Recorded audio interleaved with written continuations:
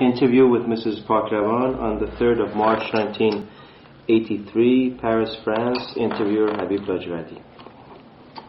Mrs. Pokrovan, if I could ask you to begin this interview by giving a little bit of background about yourself and the deceased General Pokrovan, and then if you could take us to the time when he became the director of the security organization in Iran. I would appreciate it. What kind of background you want? You mean my studies and things like that? Well, things that you think would be interesting. Well, it's not very interesting. I was educated in France since childhood. And went back to Iran. I had what they call paramedical studies. And on my return to Iran, I became the head of a hospital which belonged to the Mossadegh family. At Najmiya Hospital. I met my husband and married him in 1941. He was a young captain at the time.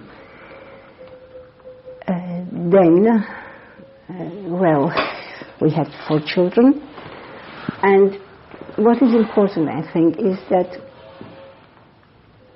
after a stay in Pakistan, where my husband was the first military attaché of Iran, and following a very long visit that the late Shah made to Pakistan, my husband started what I would call a political military career. That means that he was appointed Chief G2 at General Staff, which at the time was different from what it became later on. I mean, every service had a separate and independent, more or less, headquarters. After a while that he worked there, first as assistant and then as director, although he was much too young. He was a full colonel of only 1 year, and he was quite young at the time. That was in 1950. He must have been 39. He accepted the job, first of all, because as an officer he thought that he mustn't discuss the decisions. And also because he had a very idealistic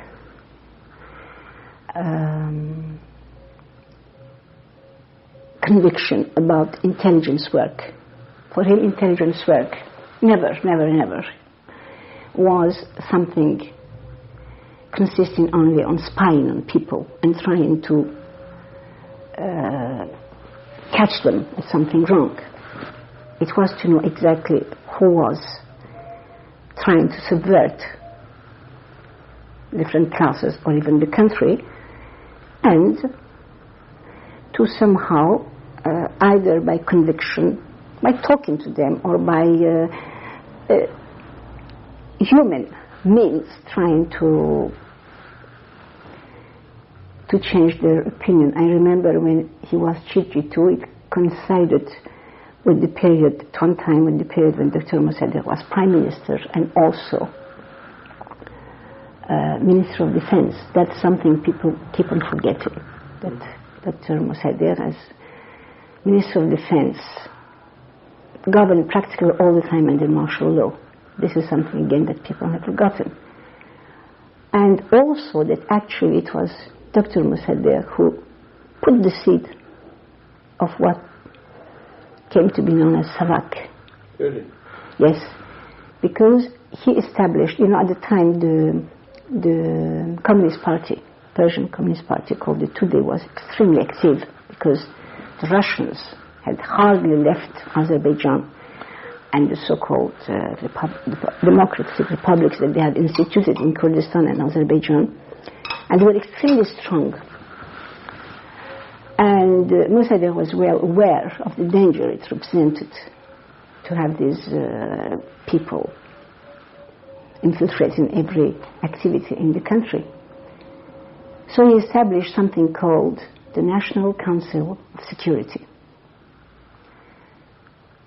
presided by himself, and the head of the three services, the Army, Navy, and Air Force, and head of police department, the gendarmerie, and the chief G2. It was my husband.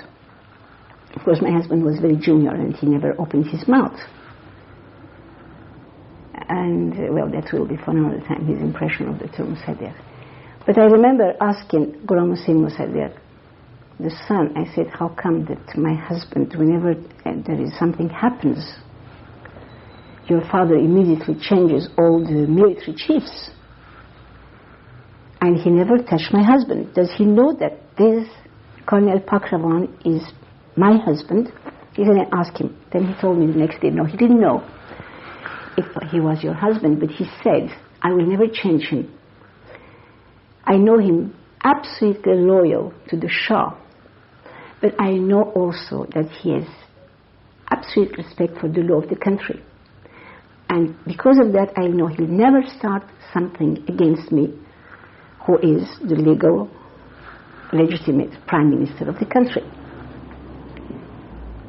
I think that at the time, later on, in the late 52, I think there must have been already plans to upset Mossadegh.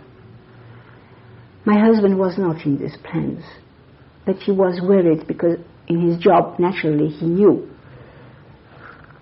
rumors and things like that, and the Shah didn't confide in him. Because I think that the Shah, this is by way of an explanation, was extremely enthusiastic about my husband, but after a while, seeing that his views were not, how shall I say, he wasn't for security's sake, but something more bigger. I wouldn't say liberal, because in America the word liberal has a very bad meaning, which is, it has not in French. In French it means a man who was a Democrat. And anyway, my husband was terribly worried, and he insisted that I and the children, at that time I had only 3 children, should go to France. And my husband was established, he lived here. And I refused, but he insisted. Then after a while he came to Paris on the invitation of the French General Staff. And also he received the word that he was appointed assistant military attaché. Until August of, it was July, I don't remember, the Persian, when the Mossadegh government was... August 53. That's right, was upset. Very shortly after that, my husband was recalled back to Iran. And sorry, when did he come to Paris as a... He came in Paris in May... In May of 53. 52. I see, so all during the year preceding the... That was, because there was a long-standing invitation from the French General Staff. Because my husband, being of, I'll tell you, I must add that he was of entirely French education. Mm-hmm. So he was very well known among the army here. I shall have to complete that somehow. And but the chief of staff, who was Bahar Mast at the time in Iran, refused to let him go, although he pretended to be like a father and this and that. And eventually I appealed to Ghulam Hussein Mossadegh, and I said, look here, everybody goes to Europe at the expense of the government. Now here, my husband has been here for 20 years. He has a very, very difficult job. He's tired, he's demoralized. He's invited. It doesn't cost you anything. So Mossadegh was very nice as he let him go. Now, shall I tell you about my husband's education here? Well, he came to...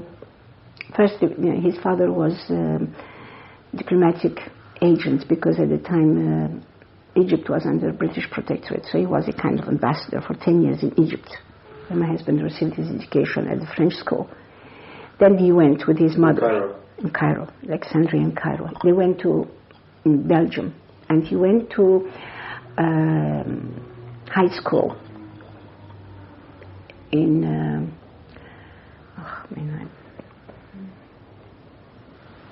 Liège.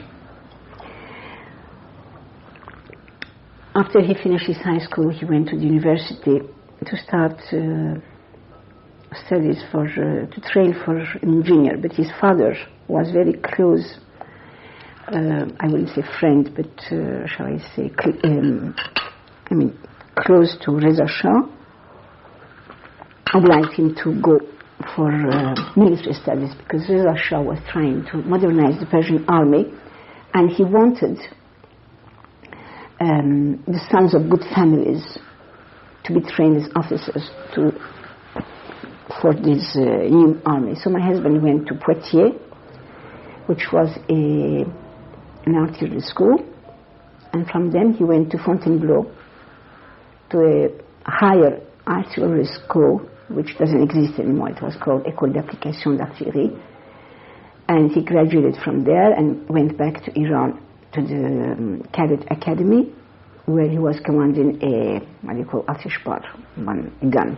He trained young cadets for artillery. So all the friends he had at these two schools, they were progressing in their career. Some of them had left the army, but still my husband had many friends here. Anyway, he came to Paris in May 53, in May 53, I think I made a mistake. And it was 20 years since his last trip to Paris. And he, in August, there was this uprising, of which I am still not absolutely convinced that it was only the job of CIA. It's not the custom and even the fashion to say that in 1953 the Shah was established on his throne through the CIA. Probably it was, because you cannot deny that, but there was also great popular feeling, that I'm absolutely sure, although I wasn't there, but I'm saying that from information I received. Anyway, after, I think in September, my husband was recalled back to his job, but the conditions of his job has changed, because I think that already at the time perhaps there were some conviction, some belief that one has to be very strict about security and information. Not that my husband wasn't, you see, I don't want this to be misunderstood, but in a more, how shall I say, technical way, less human. And anyway, my husband, I don't know, because he never said anything about his job except things that he could tell anyone. He resigned in the spring of 1954, so after a few months. And he wanted even to resign from the army.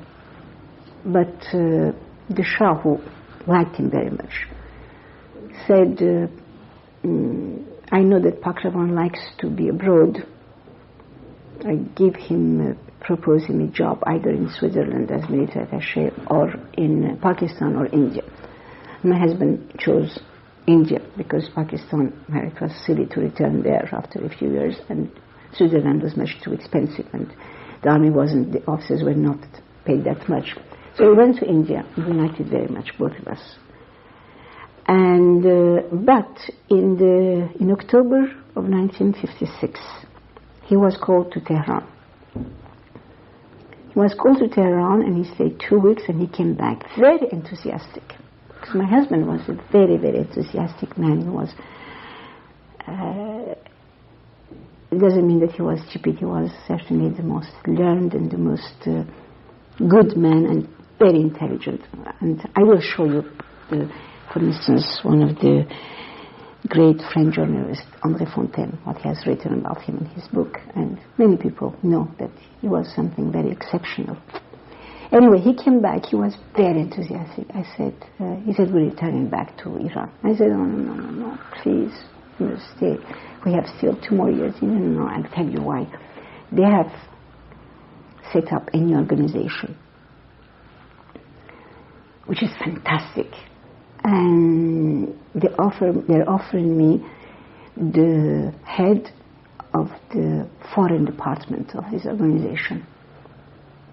I said, but I didn't know what it was, you know. He said, it is an overall organization that will look after security and information. And in his idea, security and information go together. You cannot have security if you don't have information.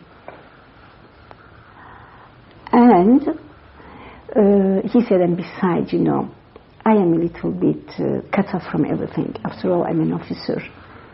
And it's so pleasant to work with brother officers. He still had some illusions at the time. Anyway, we went back. And he was, Anna must have told you that the organization had 2 services, 2 departments, the internal and the external. Hassan was external, and they were completely separate from each other. That means there was a real war, because many times when the question arose of this and that, and my husband really didn't know, because he didn't know in a general way, but he didn't know for sure, because they were not exchanging unless it was recoupé, you know, something that my husband knew was important for the internal situation, or I will tell you for the external situation. And it was the time I met Bakhtiar. I found him a very shy person. Really? Well, I remember we invited him, for he wanted to meet some people. I invited him to dinner at our house, which was very modest, but not as modest as his. And he was always like that, like a little boy. He gave me the impression of the wild tribal chieftain. Although he was educated, but I don't think he was. His education had actually changed him as a person. You know, sometimes education is very superficial. Sometimes it changes totally a person because it gives reflection and a philosophical point of view. Anyway, he was very shy with ladies, although from what we hear, he wasn't. And I wouldn't know really how he came to resign. I can only tell you what my husband said to me. Bakhtiar and my husband had gone to London for a meeting. You know, they had all the time these meetings of branches of RCD, Cento, it was here and there and everywhere. And while there, they went to a doctor, a heart specialist at Harley Street called Dr. Courtney Evans. Because it was a time when the pressure of work started to give heart attack to many people everywhere. You know, you always heard so-and-so had a heart attack and all that. So they went to have a checkup, and the doctor made a checkup, and he said, you know, it doesn't mean anything, because the heart attack, you can have a checkup perfectly all right, and you pass my door and you drop dead.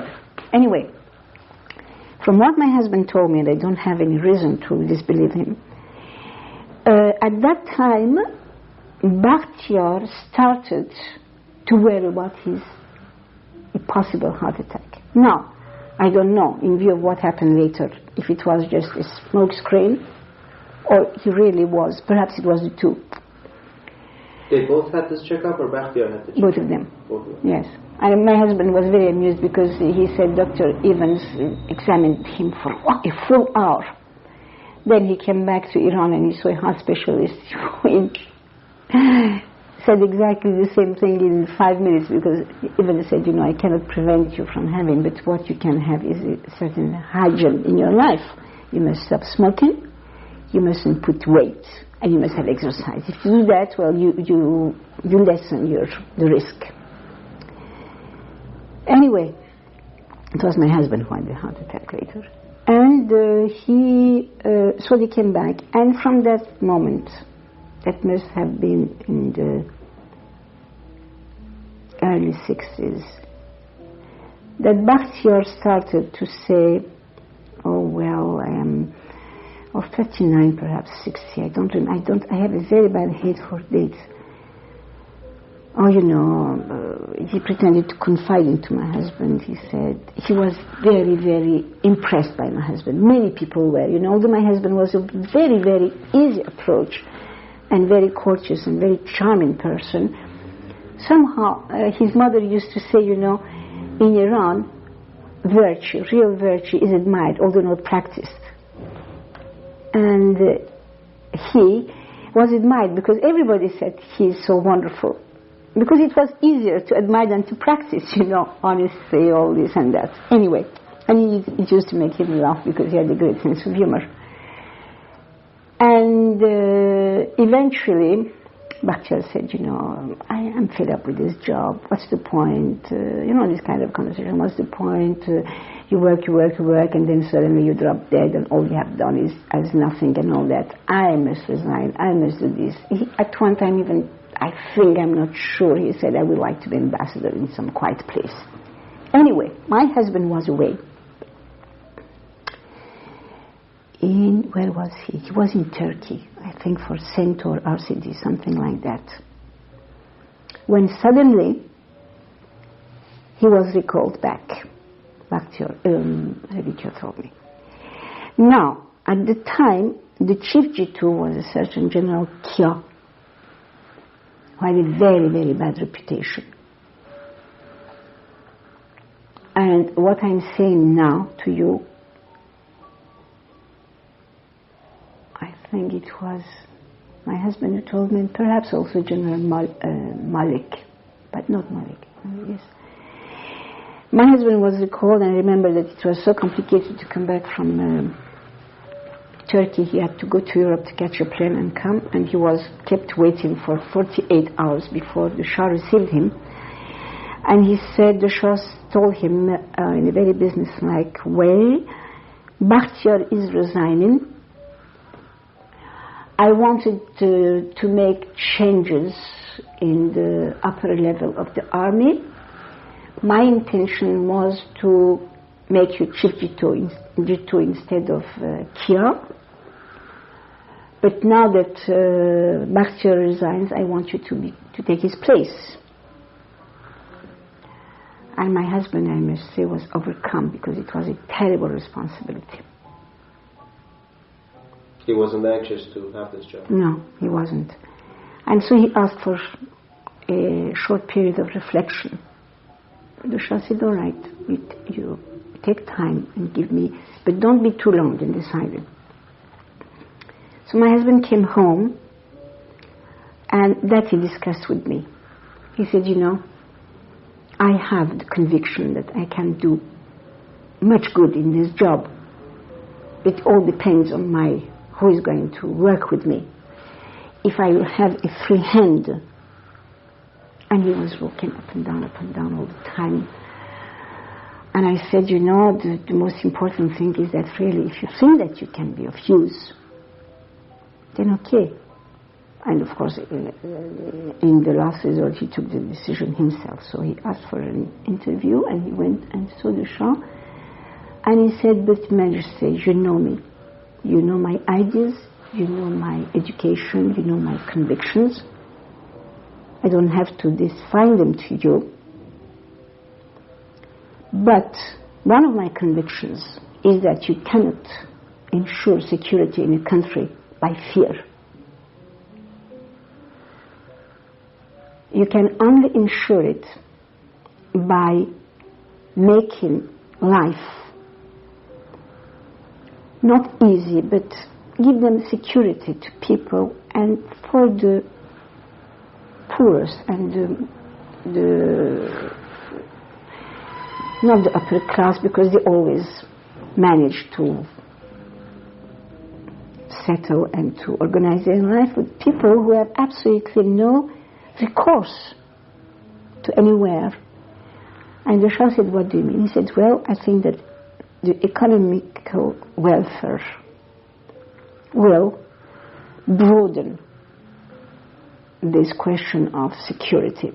If people are happy, if people are satisfied, and they don't want much, they want the means to earn their living, the means to educate their children, the means to look after their well-being and health. That's all they want. People are very modest. They shall say, all right, it's a point of view. I'll give you the means to apply your methods, and we'll see. So he reorganized, first of all, the Organization of Security and Information, and he said that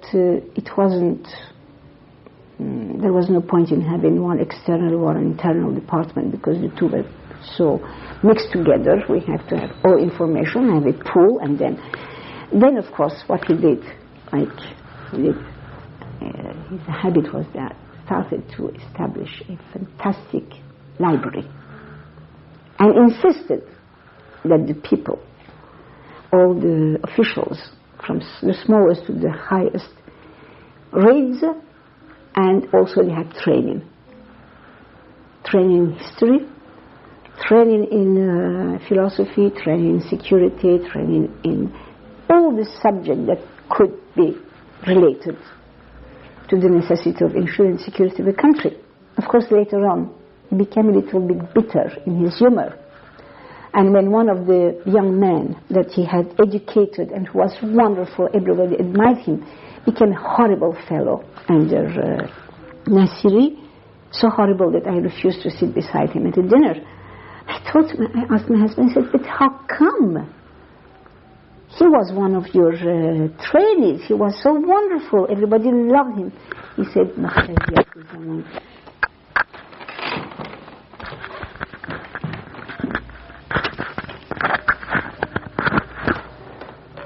Muqtaziyat zaman can be translated in this way, that you act in a certain manner when the fashion is to act like that. Mm-hmm. When it's out of fashion, well, you go after the new fashion. So if under Paakrawan it is democracy and humanity, and after another one it is oppression and torture and things like that, all right, you go after that because this is that. One of the things that my husband used to say after he left that, he said, you know, I think he was never boasting, I must say that, because everything I'll tell from him, I don't want it to give you the impression that he was boasting. It was just a fact that he recognized. He said, you know, I think that in 3,000 known history of Asia, I am practically the only fool that never practiced torture. And he used to laugh and say, my prisons are like a 4-star hotel. And it was confirmed because I remember لاجوردی was sick and he was taken to the hospital and, he came from prison to the hospital. And he used to say, I don't want to see anybody except my dear General Paakrawan. You know, he was respected and all that. Anyway, he started, for instance, the economic things that he wanted to, that he started. One was to make the Ostandari of Banadir, that was the governorship of the Persian Gulf ports and harbors, which were ports and harbors. We couldn't call them ports and harbors because they were just fishing, small fishing, except for a few. And he said that we cannot have them dependent from another governorship because they're not interesting. They're poor, they produce nothing. They're practically not savages, but I mean very primitive people. They have small tribal organizations which fight each other all the time. And he did that because as a chief, he was at one time, that I must forget, he was at one time political officer and also civil governor in Boucher. At the time, the British were in Boucher. They had their political agent there. And at the time, it was Geoffrey Pryor. And my husband was horrified to see in what conditions people lived. That was when he was very, very young. That was, let me see, I was in 1945. So he had seen that from close. He saw the fighting and the killing between these tribes. I'm sorry to go back all the time. Then he also established, in the early 60s, there was a terrible earthquake around Qazvin. And we had a friend who was half American. Her mother was American, her father was Iranian, Mary Qaragozlu.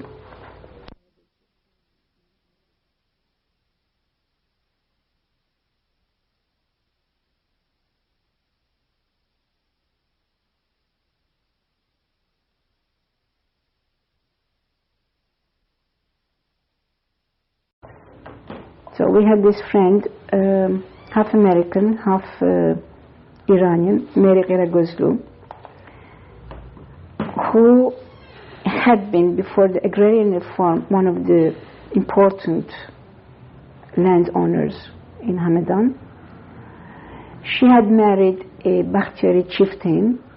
She knew practically all the languages of the tribes.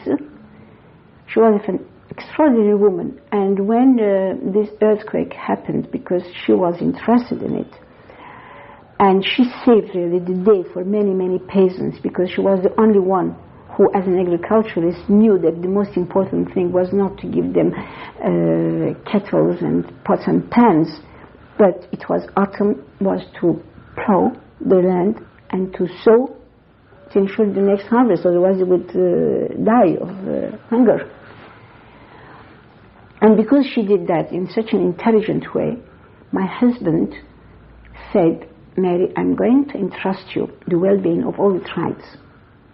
But he didn't want her to be attached to his organization, so she was attached to the Ministry of Housing, and the head of which was the Havandi, who he liked and admired my husband very much, so he accepted that. And also they started building very nice houses with bazaars and mosques in the south of Tehran, which was horrible.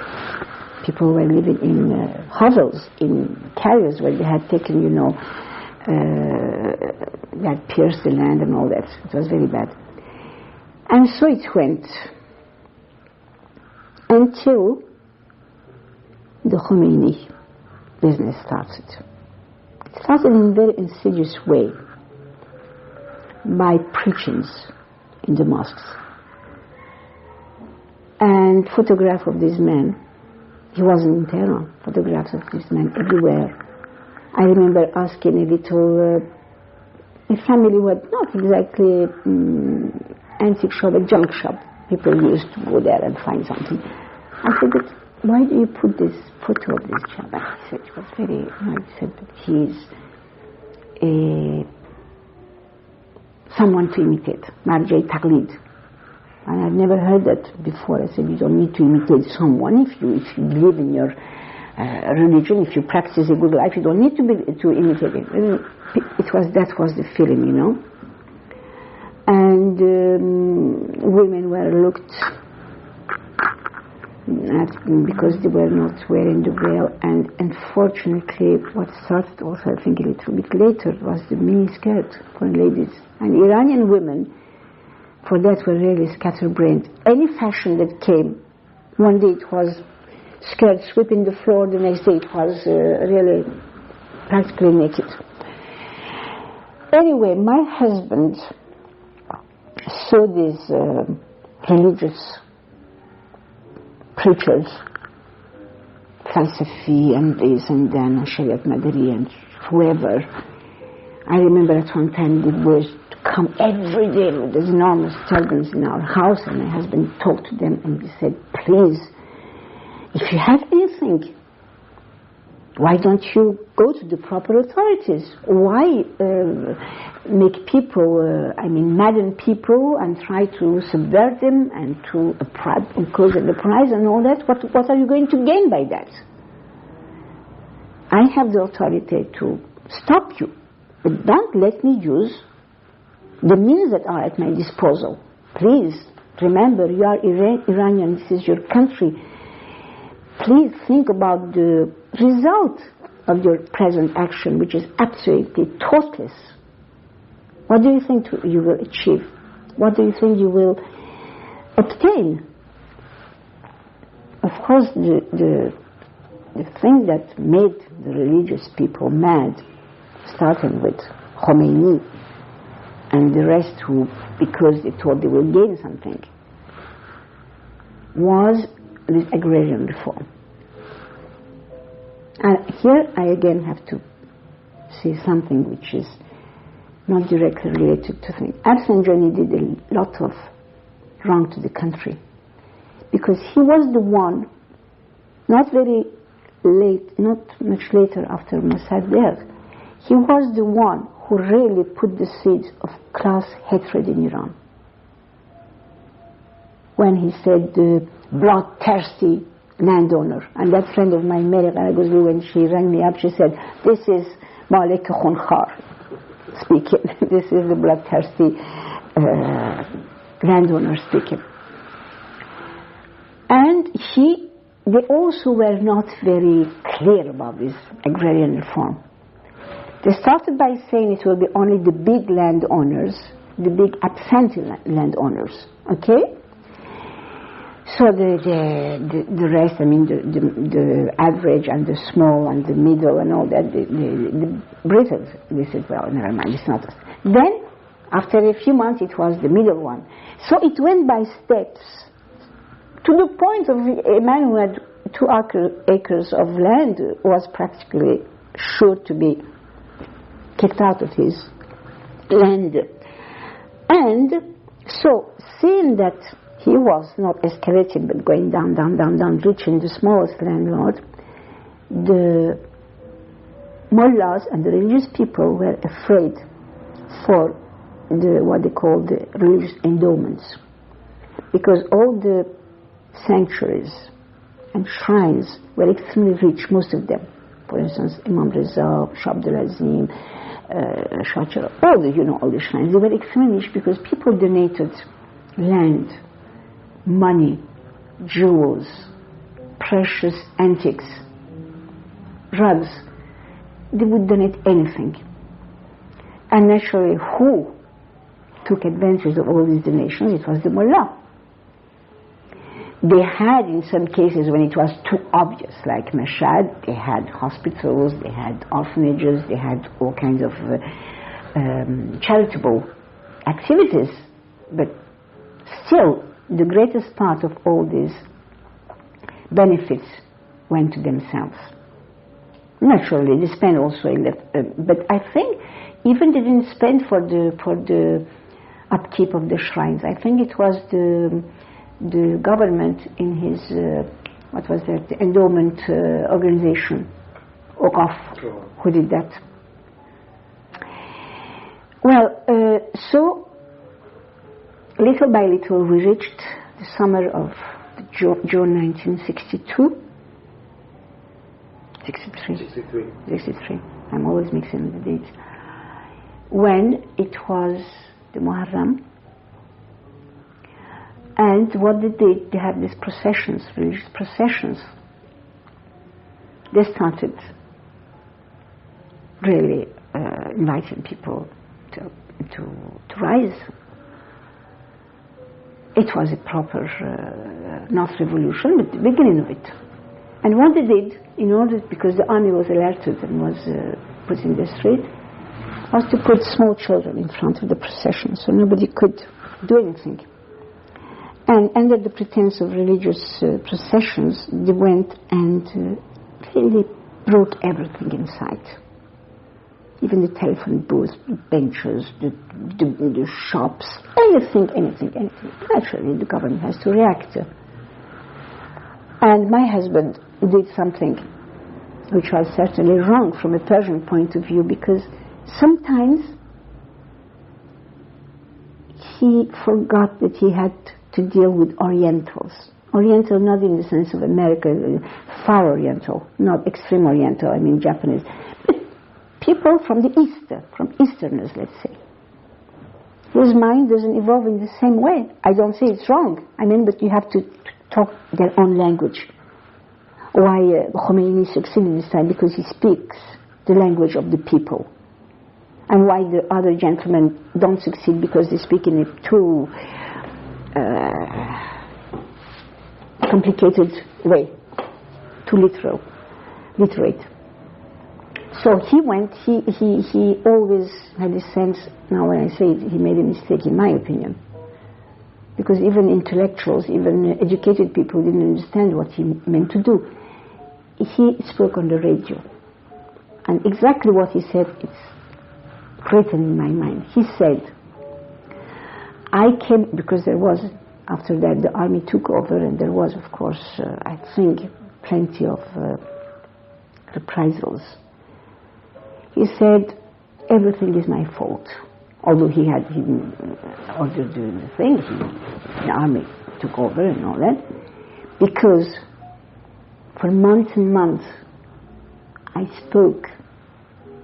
Most of my activity consisted in speaking with the religious heads of this country in order to convince them to obtain whatever they wanted or whatever was they criticized through talks, through consultation, to remember that they were Iranians, not to put the country in danger. That was my mistake. And I'm sorry that I didn't know what kind of people they were. That I was sincere and they were not. And of course, everybody said, poor Pokrowan, he made a mistake, so he came and it wasn't that at all. What he said they were not worth my time, my losing time to try to persuade them not to act that way. Anyway, here Why did he do this? What? Why did he do this? Why did he make this radio broadcast? It's unusual for the head of a security agency. Because his opinion was that first of all, as often as possible, you must tell the truth to the population of the country, because you must have some respect for them. Treat them as adults, not as stupid idiots who don't understand anything except the beating. Then he wanted to show to the people, to the population that had followed these people, that these religious, these mullahs, were not sincere. Right. That whatever they had promised to him, because they had made promises, yes, General, you are absolutely right, we'll do exactly, we admire you, we respect you, blah, blah, blah, blah, blah, blah. He wanted to show them so that they wouldn't follow, that you were duped by these people. They didn't tell you the truth. They didn't mind you being killed. They put your children in front of their processions. If the army had not received orders not to shoot, your small children aged from 7 to 12 would have been killed. That was what he meant, is that you have been duped by these people. If they didn't want, if they refused to accept what I told them, what I asked them to do, they should have said no. They should have stood their ground.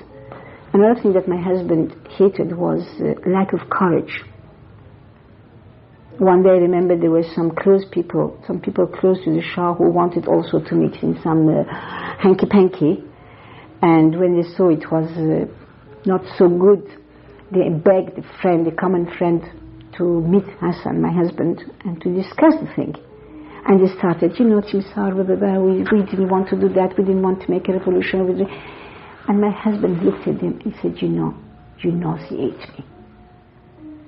So they were very surprised because they were important people. I was there. He said, you nauseate me because you want to subvert this country. But the moment you see that your safety might be in danger, you crawl. He said, you don't have the courage. He said, at least have the courage of your opinions and of your actions. Be a man. He was discussed by people who would like to do something, and then when they saw that you stood your ground, they crawled, Anyway, that was that. Now here I'm not very clear exactly because I was working, I was working at the time myself. I always worked in Iran. So, and I wasn't, how shall I say, I didn't have the same interest. I was interested, I wouldn't say that, but I wasn't exactly political minded. Because, like many royalists, people who think not particularly this show or another show, but the idea of royalty in a country, the regime of royalty in a country, prevents you from being from left or right or middle or anything. You just want the regime to be there. Of course, you want to improve it. You want to see it improved. Don't want things to stay exactly as they are. But you're not political minded as in Europe or America. Anyway, so I will sum up. You'll have to recoup with somebody else. Khomeini was arrested. He was arrested in his house and taken.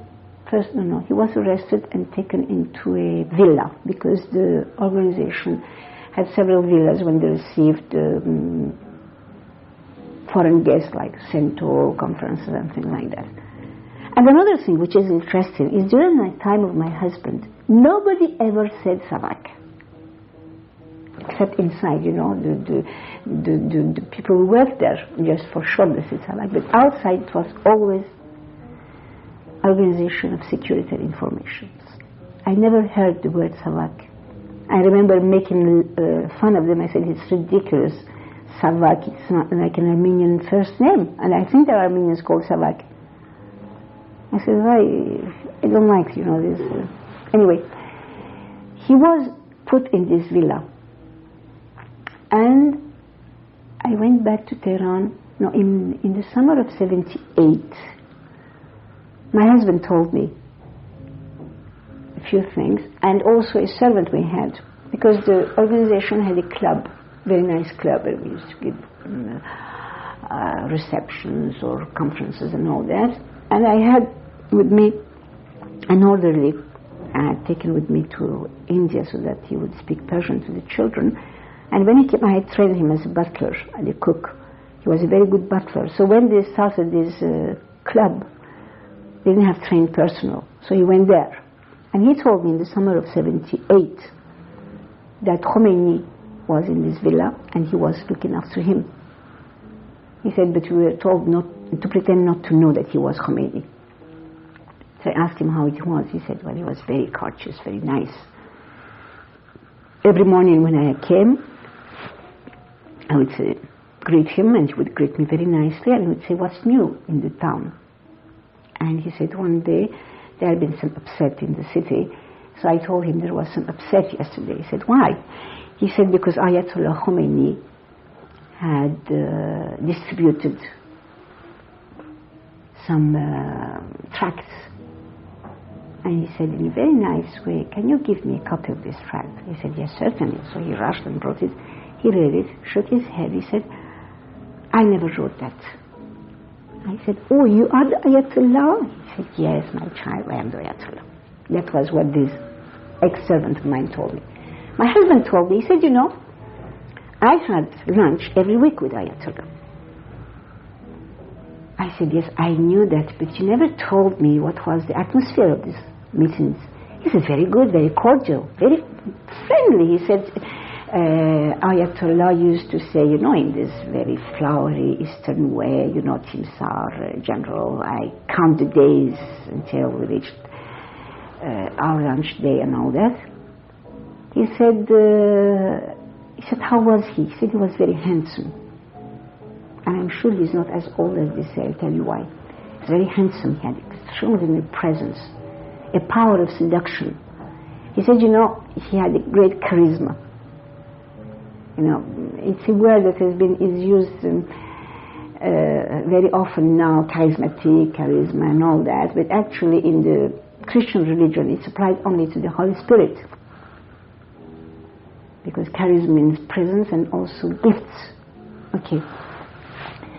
He said, I said, what was the object of your conversation? What did you talk about? He said, well, about religion, about philosophy, about history. I said, is he a very learned man? He said, well, his religion I cannot say because I'm not a religious person. I suppose he is because he's a specialist in that. But he said his ignorance in history and philosophy is something unbelievable. You know, the man who said America has oppressed Iran for the last 25,000 centuries. He said he's very, very, very ignorant. I said, but what struck you in him? What did you find was the most striking aspect of his temperament, of his character? He said his ambition. I said, ambition. I said, ambition? What do you mean ambition? He said, I said, what kind of ambition? Political, religious? He said, I couldn't find out because he's very secretive. But he said, you know, it made my hair stand on my head. True. It was frightening. This is in 1963? Yeah. He said it was frightening. And after that, well, I know that Khomeini was sent, because you know that in the beginning... He told you this when? In 78. He told you so. In 78, he started to tell me several things which he never said about his job. And you know that one of the things, of the lies of this adverse propaganda was that Khomeini had been rolled into a carpet, thrown into a sack, a bag, and taken to prison. It's not true. My husband was, but it was in 78, it was the time when you could not deny or try to simply be mad at all these lies, because everybody believed them. Everybody believed every lie, even the burning of the Cinema Rex. But at that time, so I said, so darling, it wasn't, he wasn't rolled into a carpet and taken. He said, nonsense. He said, we asked the Turks to be kind enough to accept him. And he said they gave him the red carpet treatment. Then from there he wrote a very, very respectful letter to the Shah. This is a well-known fact. That allowed me to go to Najaf. I want to study and all that.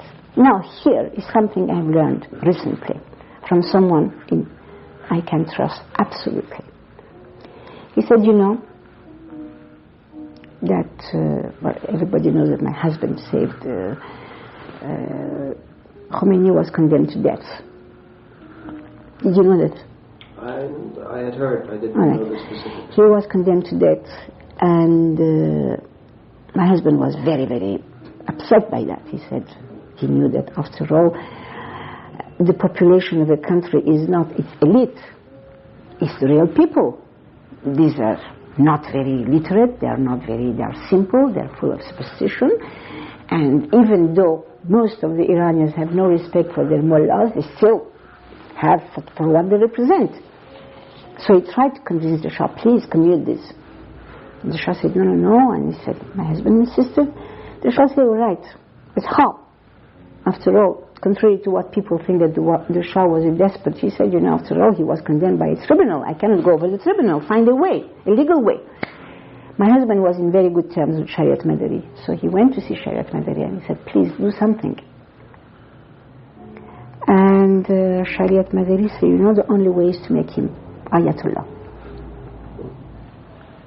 So they made a religious decree, which is called fatwa, to make him Ayatollah, which he wasn't. And this was taken by my husband and Sayyid Jalal Tehrani to the Shah. And Sayyid Jalal Tehrani said afterwards, it was the only time I kissed the Shah's hand. So much I begged him. And the Shah said, all right. And then what are your plans for him? You're not going to let him continue what he wants to do. My husband said, no. He should be sent to a faraway village, small village, where we can control his movements and control the people who go to see him. And after a while, he will be forgotten.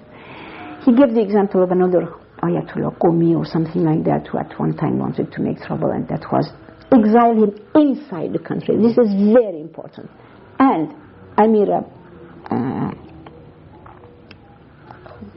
Astullah Alam, who was prime minister, he said, no, let's send him away.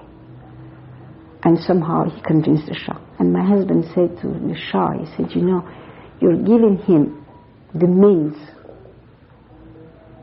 you give him an international platform.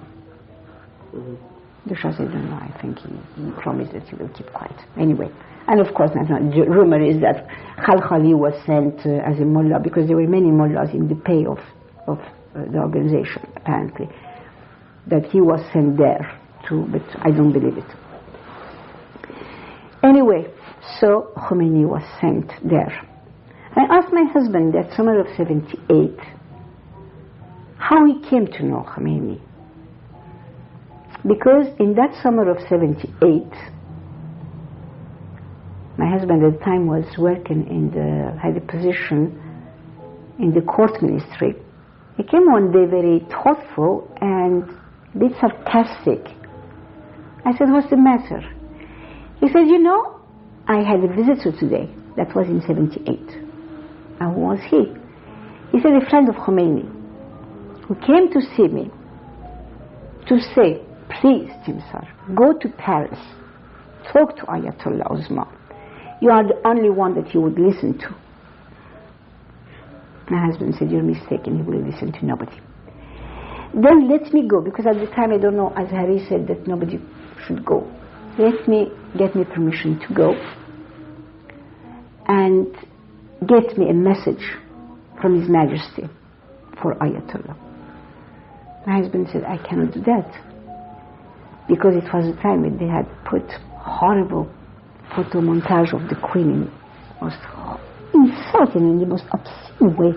He said, you are a Muslim. You know that the wife of a Muslim is sacred for him. Nobody has the right to say anything. Do you think that the Shah, after his wife, the mother of his children, has been publicly insulted and been insulted night and day, will give a message of friendship to Ayatollah? You're greatly mistaken. But I can grant you permission to go. So he went, naturally he wasn't received, and from what I hear, he was executed. That was Haj Roghani. And my husband said it's through him that I met Khomeini. He said at the time he started, in the early 60s, before the June 63, he said at the time that he started to, in a very insidious way to subvert people, I was very mad, I was very annoyed, because they had big projects, they wanted to really execute this big project instead of having to deal with a few mad mullahs. And so Haj Roghani came, he said, Tihmsar, I think, because this Haj Roghani was a very peaceful man. He was terribly upset by fighting and, unpleasantness. He was always trying to bring people together so that they will talk to each other and all that. So he came to my husband, that was in the 60s. Let me take you to Ayatollah, to Imam, to Mr. Khomeini, I don't know what was his name. He's very good, he's very intelligent, you like him. And this Haj Roghani was a merchant, a bazaar merchant of Qom.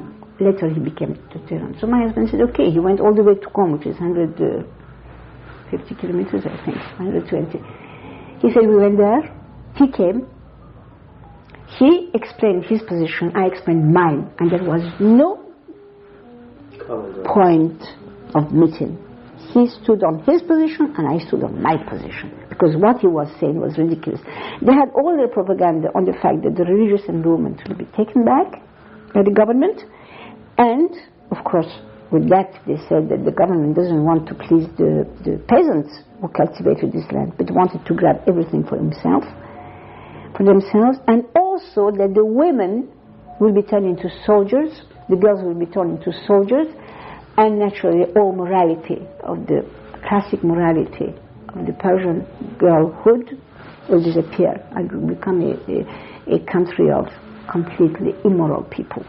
Well, unfortunately they did that in the end. Not the way he said, but they had these units. So the page was turned, and life went on. Everything was calmed down again. Don't forget that we had these days, these upheavals and uprisings all the time. My sister gave me letters. My sister is married to American. Letters I wrote her in the 40s. And we always had uprisings and killing and martial law. And it's a very, very violent country, you know, contrary to what people say.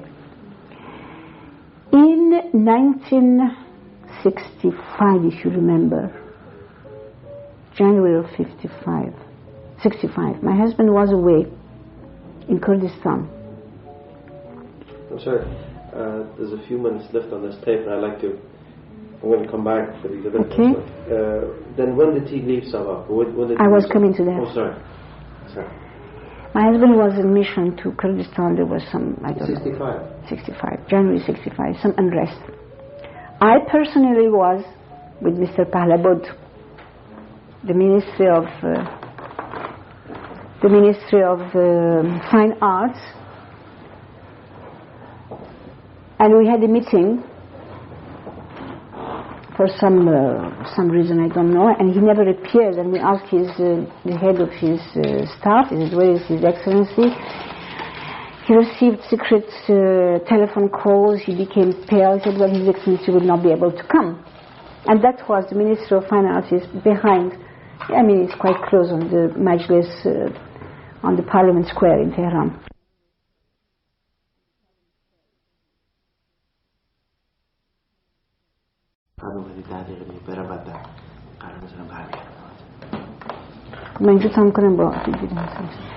Well, I came home, and then when I reached what's his name, my office, I was working at the National Tourist Organization.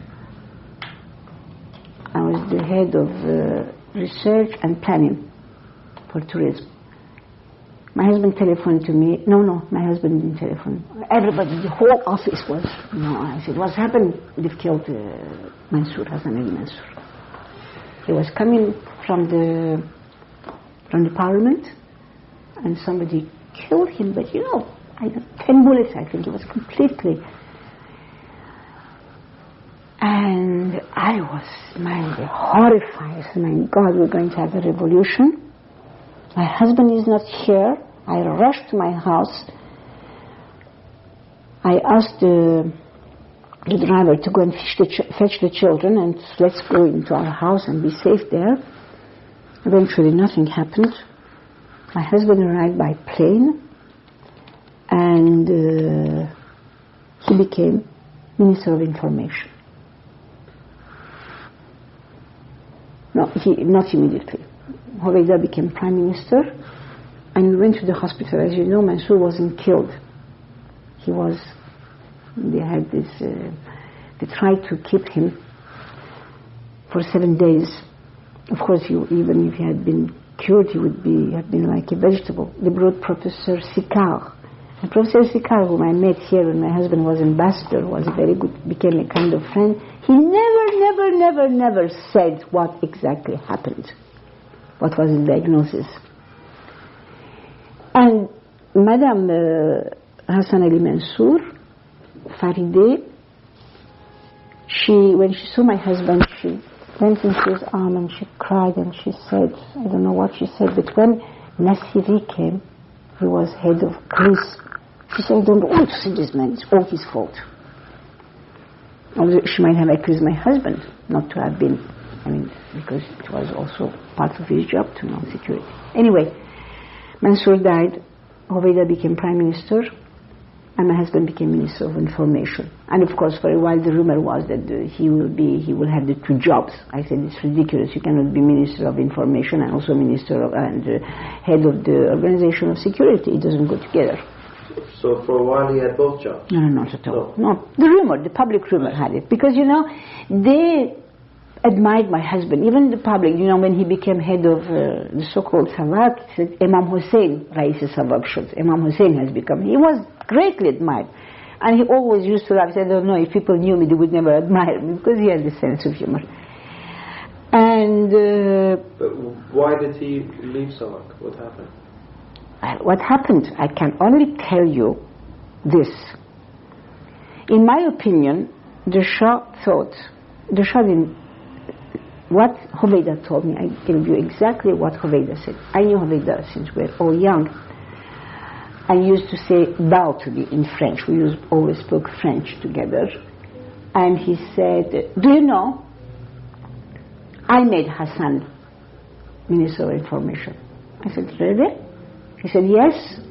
When the Shah called me for consultations and asked me what, whom I would choose for my ministry, my government, he said we were discussing the names and all that, and suddenly I said, and the Shah said, and the Minister of Information, he said, without thinking, I said, Pokrovan. And said, then what happened? He said, well, the Shah was a bit thoughtful. He said, Pokrovan, well, I don't want him, I want him to decide himself. You please ask him. And Hoveyda said, I asked Hassan, and Hassan said, oh, thank God, I'm finished with this security. But I cannot tell you if it's absolutely true. But your husband didn't say anything to you at the time when he... No, he said that Hoveyda asked him to become the Minister of Information, and my husband was glad in a way, because he thought that perhaps through radio, television, because at the time everything was in the Minister of Information, through telling the truth to the people, through organizing really the information in a proper way, he will somehow educate public opinion in Iran. I remember one of the first things he asked me, he said, find me everything you can in French literature about calumny and slander. I want this to be repeated every day. And the motto is, slander people, even it's proved not true, something remains. You know, you tell something bad about a person, even if it's proven it's not true, it remains. And then he had this tafsir siyasi, this commentary on the news, foreign and Hussein Luqman Atham, who was the chief of protocol at the court, he said, you know, it's funny, at 2:30, no matter who is there, has finished or not his lunch at the court, everybody rushes to listen to that. So there was no falling out with the Shah or any disagreement? No, absolutely not. Or... You know, my daughter, my eldest daughter, saw the Shah a week before he died, and my sister saw him in hospital in America, and he had already left the country. And my sister is very direct. She said, Majesty, why didn't you take my brother-in-law with you? He didn't take anybody. And my husband wouldn't go. I'll tell you that. This is personal, but never mind. And she said, did you have some grudge against him because he didn't let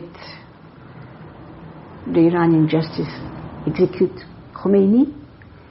And she said he became pale. He said, how can you say such a thing, Nargis? I liked and admired.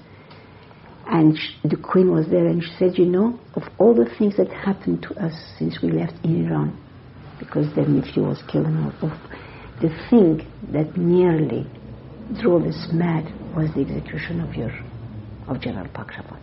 This is the thing that really finished us. And then again my daughter saw him just a week before he died in Cairo. And also I have the testimony of the Henri Bonnier. He is the head of literary director of Albin Michel, the publishing house that published the Shah's memoir. And he used to follow him everywhere. He went to Mexico, to Panama, to San Antonio in Texas, Cairo, wherever the Shah was, because the were trying to bring as fast as possible all the pages to start the book, and he swore that the Shah wrote it himself. And he said, you know, we're discussing, we're talking actually very much. He was always going back to. And I asked him from what he saw, I asked him with majesty, you mean to say that among all these people you've been reigning since 1941, I think, there was nobody, no friend of yours, nobody that you could trust, nobody that you could listen to? And he said, he became very thoughtful and said, yes, there was a wonderful person, a man who told me always the truth, a man who was devoted to me, a man who was never lowly and crawling, but I didn't understand at the time. And that was Pokemon. I was very touched by this testimony. And the fact that he admitted that he didn't understand. Although but that will be another session. In the last few months before he left Iran, he was clinging to my husband like that. And I asked my husband, I said, but why? He said, you know, I reassure him. My presence. He said, perhaps because we started to work together as young men. Perhaps he remembers a few things. Anyway, when I come there, he morally clings to me as if I were a boy or something like that, you know, that gives him some feeling of security. That's very pathetic. Well, ادامه خاطرات خانم پاکروان 7 مارس 1983 در شهر پاریس مصاحبه کننده حبیب لاجوردی. خانم پاکروان امروز Ms. Pokemon, now that we have a bit more time for this session, I wanted to ask you to give a little bit of a background about yourself and your own family, and then about your own education and how it became that you began working at the Najmi Hospital. Mm-hmm.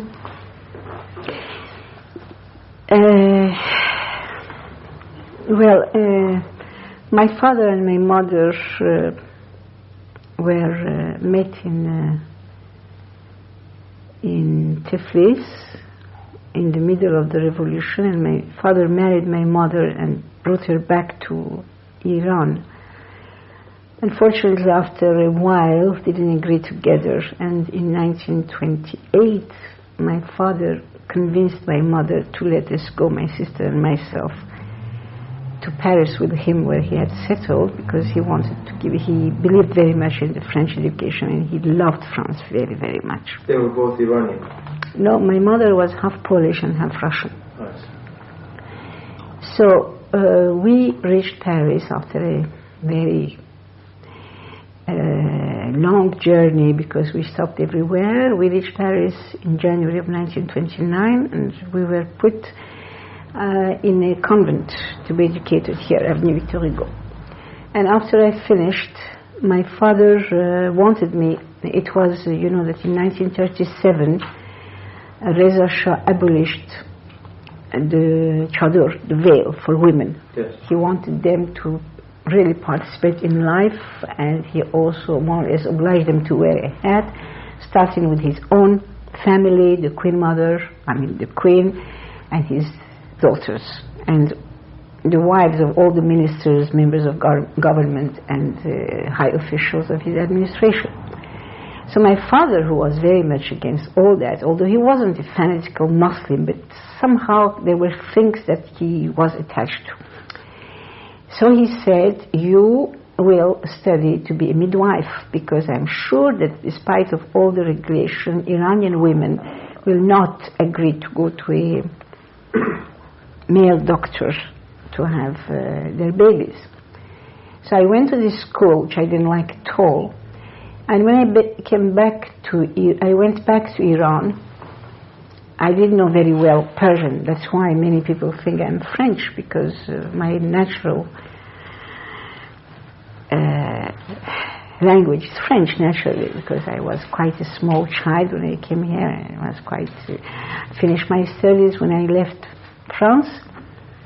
And my father didn't want me to go to Iran. He said, you know, you're completely brought up like a French girl. You will not be happy there. You don't know Iranians very well. I said, no, I want to go. He said, okay, you go, but I know that you will not be able to live there, but I tell you from now, you must bear it for 2 years. After 2 years, it's really unbearable, then you come back to France. But in the meantime, there was the war, and I met my husband in 1941. No, 40, end of summer of 41, and we were married in the summer of 40, and we were married in the February of 1941. You met in Tehran? Yeah, we met in Tehran, very naturally, like every woman. I think that it was in very romantic circumstances. I think all marriages, more or less, are in romantic circumstances. And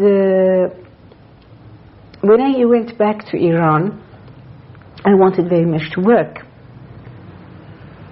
And my idea was to work in a public hospital, because I was full of ideals, and I thought we have to serve, and things that you have when you're very, very young. But there was no Ministry of Health at the time in Iran. There was a General Directorate of Hygiene. اداره کل And I was offered a very, very minor job with a really ridiculous salary. And in the meantime, a friend of my father, Dr. Javad Ashtini, fetched me and took me to Dr. Ghulam Hussein Mosadegh, to the Najbi hospital. They had a Swiss matron, and she had left them suddenly. So Dr. Ashtini introduced me to Mosadegh, who immediately gave me the job. And because the former matron was always dressed as mademoiselle, I became mademoiselle in my turn, and everybody spoke French to me because I didn't know enough Persian, and that's how the idea that I am either French or even Armenian came about. Even people who know me very well, sometimes they're surprised to learn that I'm actually Iranian. Anyway, I worked there until my marriage. Then, surprisingly enough, my husband was entirely educated abroad, whose mother was half French and half Iranian, who had in his ancestors two French great-grandmothers, who had a great-great-grandfather Austrian, who was a friend, he's known in all the books about Mexico, because he was the very great friend of Maximilian, and he went when Maximilian was supposed to become Emperor of Mexico. So this ancestor of my husband, whose name was Stefan von Herzfeld, and who became the Marquis of Cuernavaca, where the Shah was, in Mexico. And that's not important. Anyway, my husband suddenly became very, very Eastern, and decided that his wife mustn't work, that he must provide for her. But he couldn't provide for me because he was a young captain, and the army officers were very, very underpaid. So we had to live with my mother-in-law, who was a professor at the University of Tehran, and also she was a writer in French. And in France they have a prize which is given to foreign authors who write directly in French. That's called Prix Rivarol. It's a very famous prize, and she got that for a very, very good book. By the way, I tried to have her books published in America, but apparently they were not interested. Anyway. And so I stopped working. I had my first child, but we could manage because Tehran entered the war. Don't forget that the country was occupied by the Russians, the British, with their colonial armies. That means the Gurkhas, the Indians, the Sikhs, and what they call Anzac, that's New Zealand and Australia, and later by America. So life became very, very difficult in Tehran. There was a shortage of practically everything. The Allies had arrested and put into camps all those they suspected of sympathy with the Germans. And so life, naturally, the price of living shot up. Nobody could afford to live unless you were very, very rich. It's difficult to visualize the Tehran of that time. I mean, there was only 2 lines of buses and practically no cars. You knew exactly who had a car, as did the court, a few ministers, and a few rich people. So I went back to work, but this time at the hospital of the National Bank with Dr. Raji. It has just been inaugurated, and I worked there for a while until in 1944, I think, or 43, there was some trouble with my replacement at Najmi Hospital. And Dr. Mossadegh, that means the father, the famous of the oil nationalization, insisted I should come back. So I went back there, but I told him that I will not stay forever and ever, because my father was in Paris. I had no news from him during all the time of the war, except through the Vatican and the Red Cross.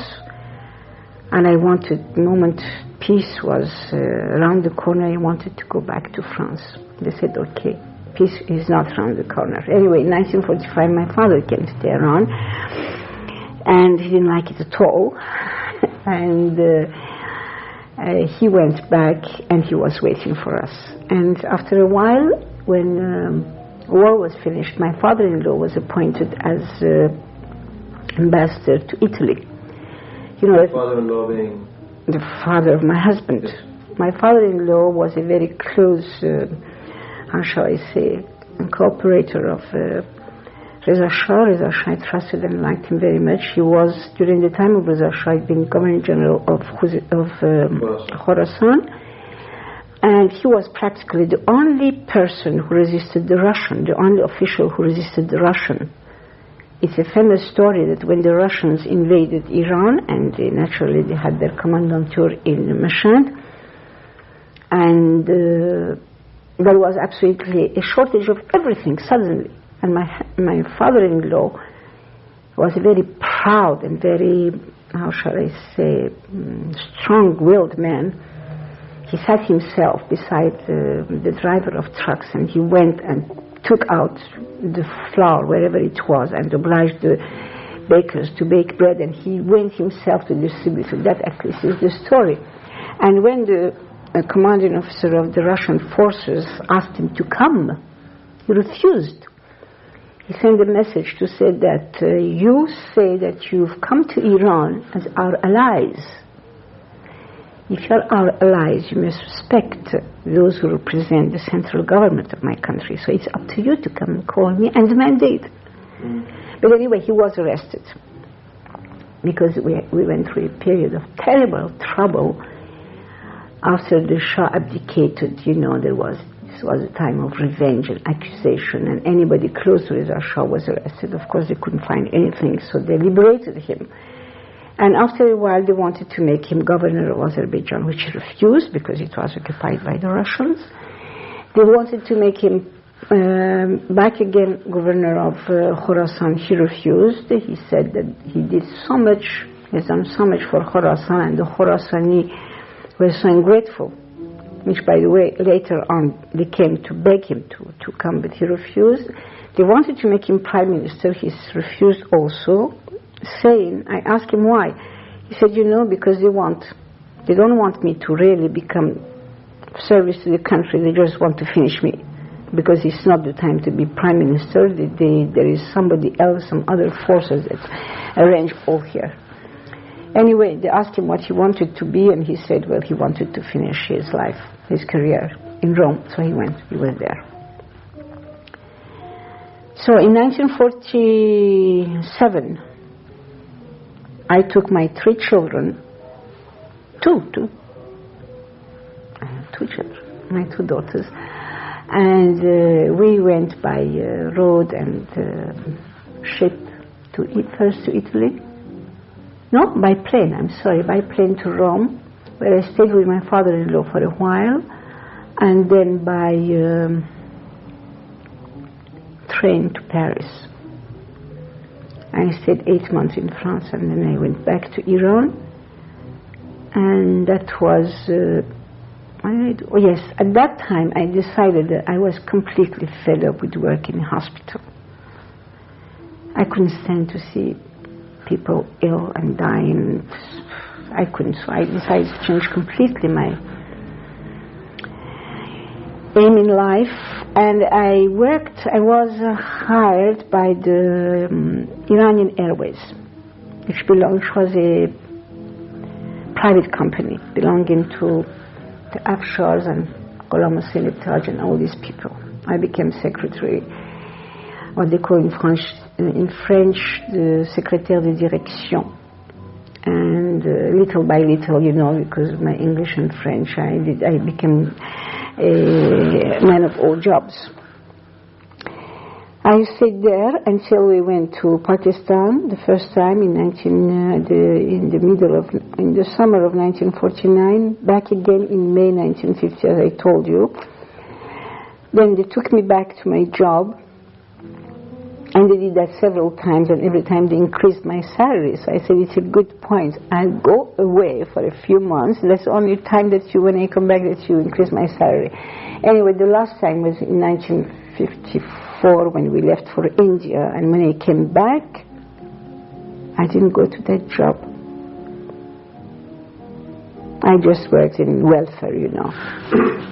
Yes, I taught at the faculty. It's not the same meaning in English. Faculty means a higher college, you know, part of a university. Well, the one of the literature of Tehran had an institute for foreign languages, and I was teaching French there. At the same time, I became the director of the RSPE, the Society for the Protection of Animals, and I was also practically all my life member of the Persian Red Cross, which was called the Red Lion and Sun.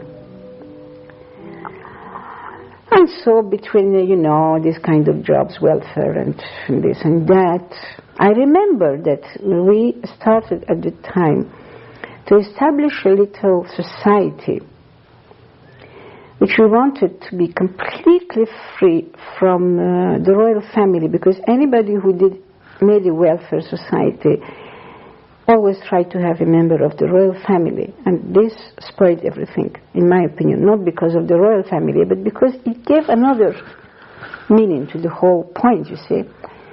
So I asked a few friends of mine, teachers at the university, Ehsan Naraghi, General, what was his name? He has a name, oh my goodness. He was commanding he was retired from, he had been chief of staff of the air service.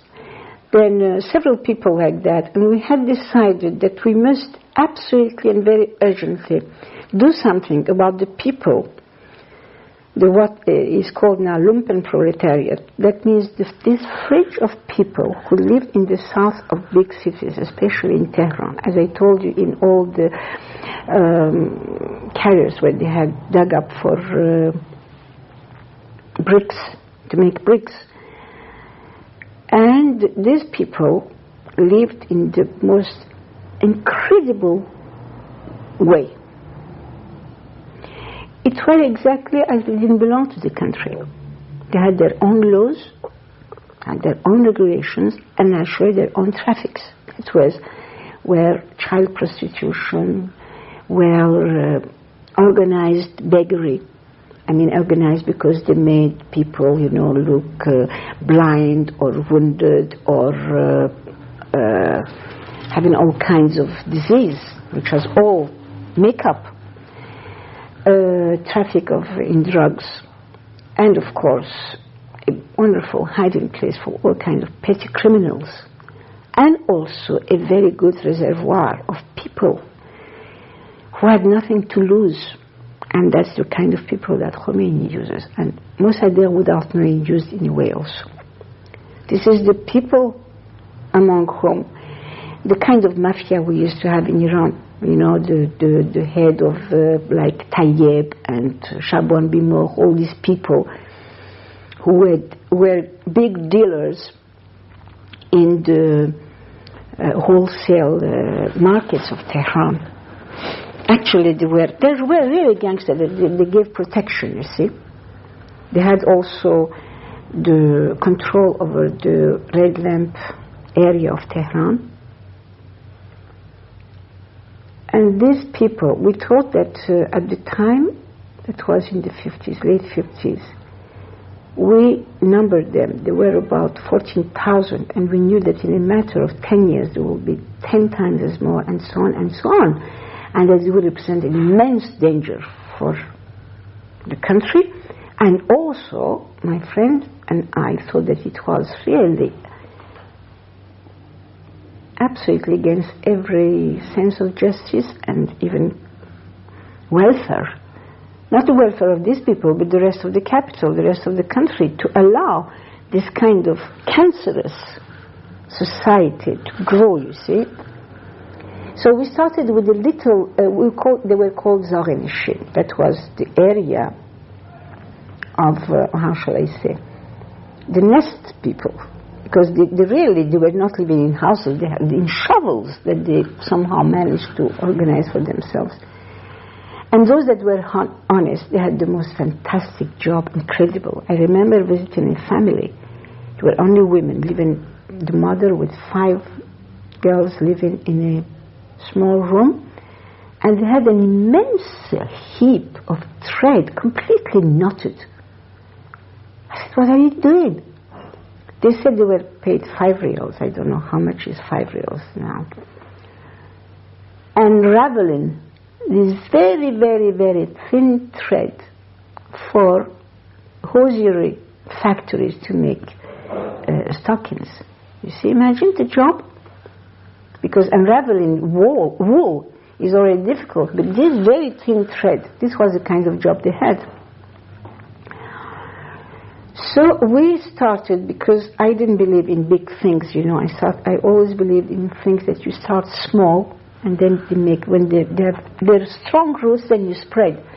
So with my friends, we agreed that we'll take over a small area, which funnily enough was in the middle of the city, at Bejatabad. Now, Bejatabad had been a camp at the time of the war, when the Allies were in Iran. At the time of the war, the Russians made all kinds of promises to the Armenians to say, go back to Armenia. Why do you stay here, where you're not in your country? Go back, you're Armenians, go back there. So they rushed from all over the country, mostly from Isfahan and the countryside of Isfahan, because where they were agriculturists, to Tehran, from where they were supposed to be taken by the Russians to Armenia, and they were stuck there. So they were established, the government, with the help of the Armenian community that was, after all, quite rich and prosperous, established these camps.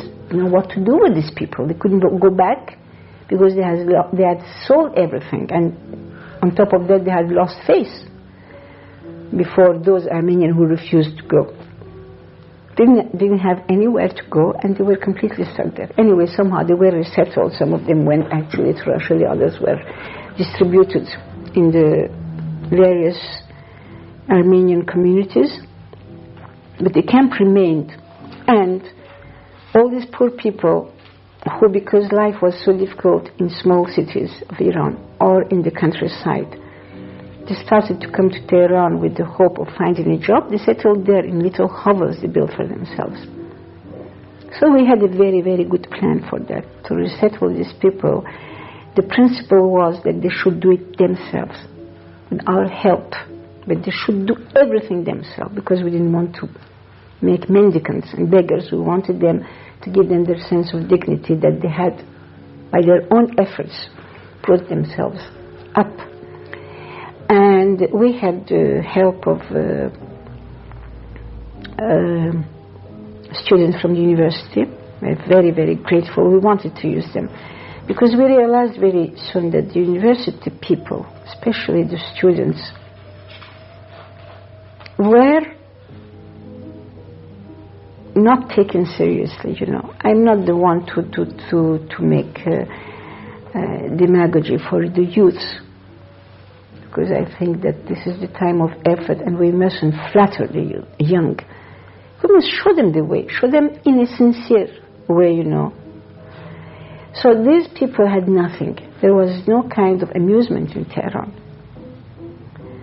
no kind of incentive, I remember every time I talked to a young person, I asked them my first question, do you read? And they said, no, what is reading?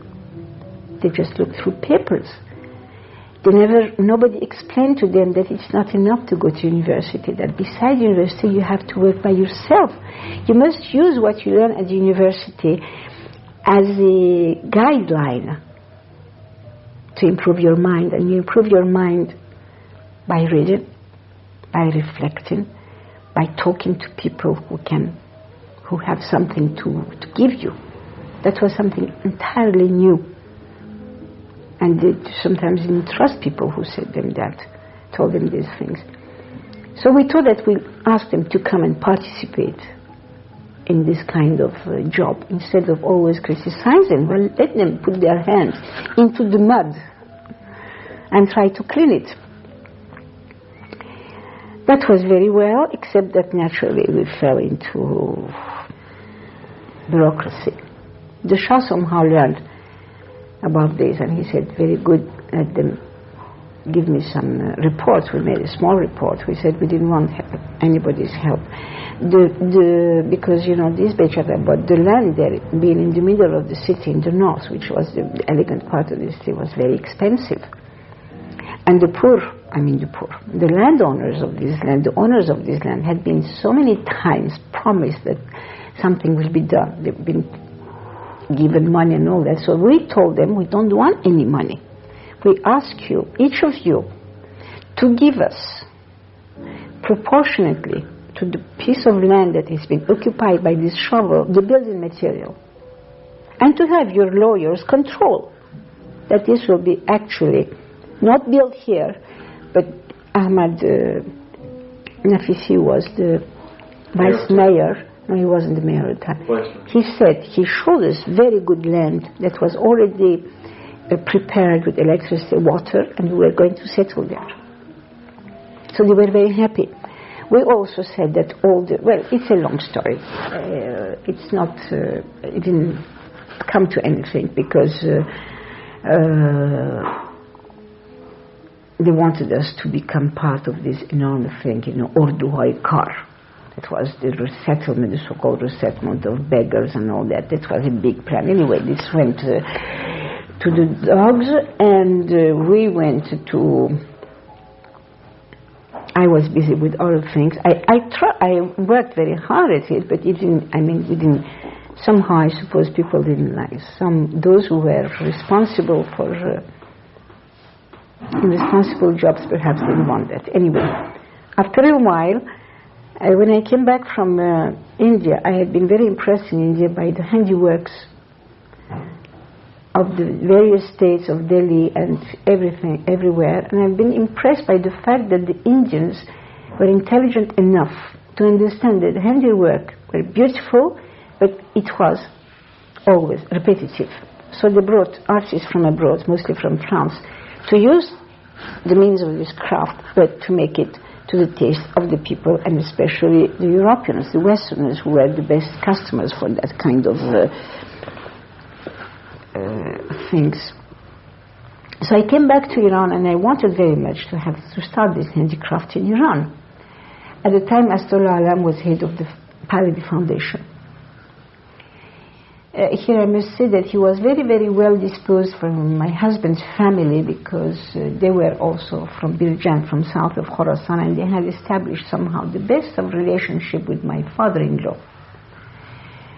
So Asdullah Alam received me, and he said, oh, wonderful, I'm going, because we had to be attached. I couldn't start that. I never had any money. I didn't have the personnel. We had to start somewhere. He said, well, we started from Fondation Pahlevi Foundation, and I started to gather friends and all that, when suddenly he said that the government had decided to revive the tourist organization, which had been founded by Reza Shah with the Iran Tour Company, you know, was in charge of tourism in Iran, which was completely half asleep, attached to the Ministry of Transport. And Amir Alam told me that they wanted to establish a new organization for tourism.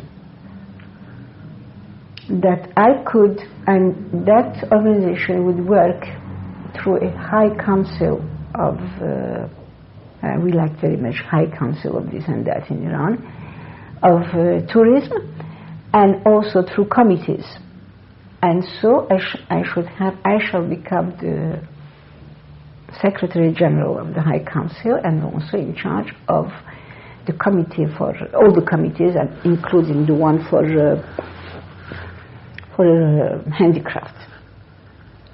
So we started that very modestly with Mehdi Shaybani as head of this thing, and at the time there was no parliament in Iran. Very little after that, Astolan became prime minister, and the government governed by decrees. And so we were established through a decree. That was a very fascinating job. I liked it very much, until the government changed again. Hassan Ali Mansour became prime minister, and he kicked out everybody except me. And he had a new head of this organization who reorganized everything.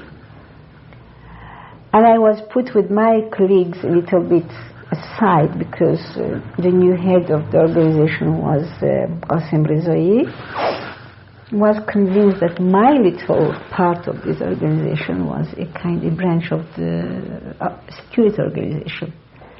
And I am very, very direct. So I told him one day, I said, you know, my husband doesn't need me. I'm sure that he has agents in your organization. I don't know them. And I'm working because I like this job, and it's also, we established very good relationship after that. And after several trials and errors, eventually he somehow, how shall I say, more or less, not completely cancelled, but didn't use the High Council, but he made me head of the planning and development of tourism. And he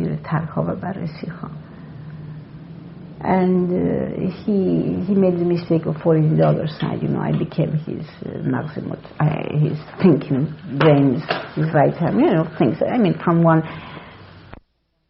So you started working together? Yeah, so we started. It was a very fascinating job. I liked it very much. I even went to the first United Nations conference on tourism, which took place in Rome in September of '64, I think. I don't know. Yes, '63. When I came back, it was still. Shaybani was the head, and he said, the Shah, go and see the Shah. I must say that the thing I was the proudest was the reorganization of Golistan Palace. Of course, I didn't achieve it, but that was our plan with Mohsen Fouleri and other people.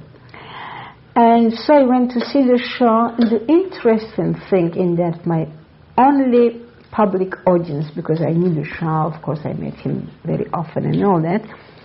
What was interesting in that was, first of all, I saw how the Shah could be courteous and attentive to what people said. He listened very carefully, and after you finished, he asked questions. He asked me, he said, what is your greatest difficulty in this job? I said, regulations. He said, what do you mean? I said, regulations in this country are not made to advance the affairs of the country, but to paralyze. So we discussed this point at length, and then he said, what would you do if you were in charge? What would you do with the regulations? And I said, I'll take them in the middle of Maidan Sepah and burned them. He said, well, that's rather extreme, isn't it? Then he said, what was the most important conclusion of this conference of the United Nations on tourism? I said, well, the conclusion, as you know, United States cannot impose anything. They just can suggest and advise. They said that we, all of us, must obtain from our respective governments the principle that never the Ministry of Information, wherever it existed, would be mixed with tourism. There are two different activities. And the Shah said, why? I said, may I speak very clearly? He said, yes, do. I said, Your Majesty, you know that Minister of Propaganda, from its own name, now it can be information, whatever, is made, it's a political instrument to enhance a country activities inside the country and abroad. So, because it is political, we can always exaggerate. That is, the sky of Iran is the bluest, the water of Iran is the best, the fruit of Iran are the unique and all that.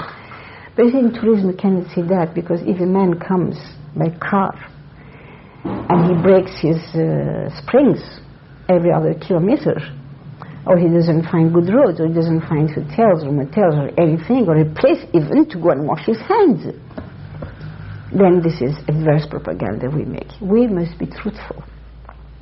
We must give them good, precise information about the climate, what to wear, when to come, what kind of roads, how to travel, how to behave, etc., etc.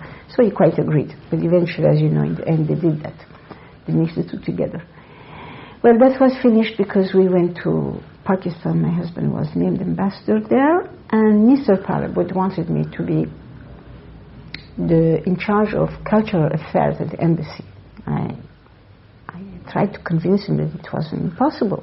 You couldn't have a diplomatic list with General Pokrovon, ambassador, Mrs. Pokrovon, head of the counselor for cultural affairs. Why not Miss Pokrovon and Mr. Pokrovon, and go down the way, make a family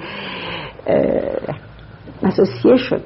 He said, all right, then I name somebody, but you will be actually in charge. So when I went to Pakistan, I worked as head of the cultural affairs, and that was very, very interesting also. We gathered a lot of information on the progress or regress of the Persian language, where it was taught, etc., etc. And that was that. Now you ask me questions. I'm going to ask you about a series of sort of important historical personalities, some of whom you may know well, some of whom you may not. I'll begin first with Dr. Mossadegh. Did you ever meet him? Of course. What sort of an impression did you have of him from the point of view of a woman? You know, I don't want to give you my impression now, because it's different from what I felt when I was a young girl. When I was put in charge of the hospital the first time, after a while his son said, my father will come and inspect the hospital and talk to you. I said, all right.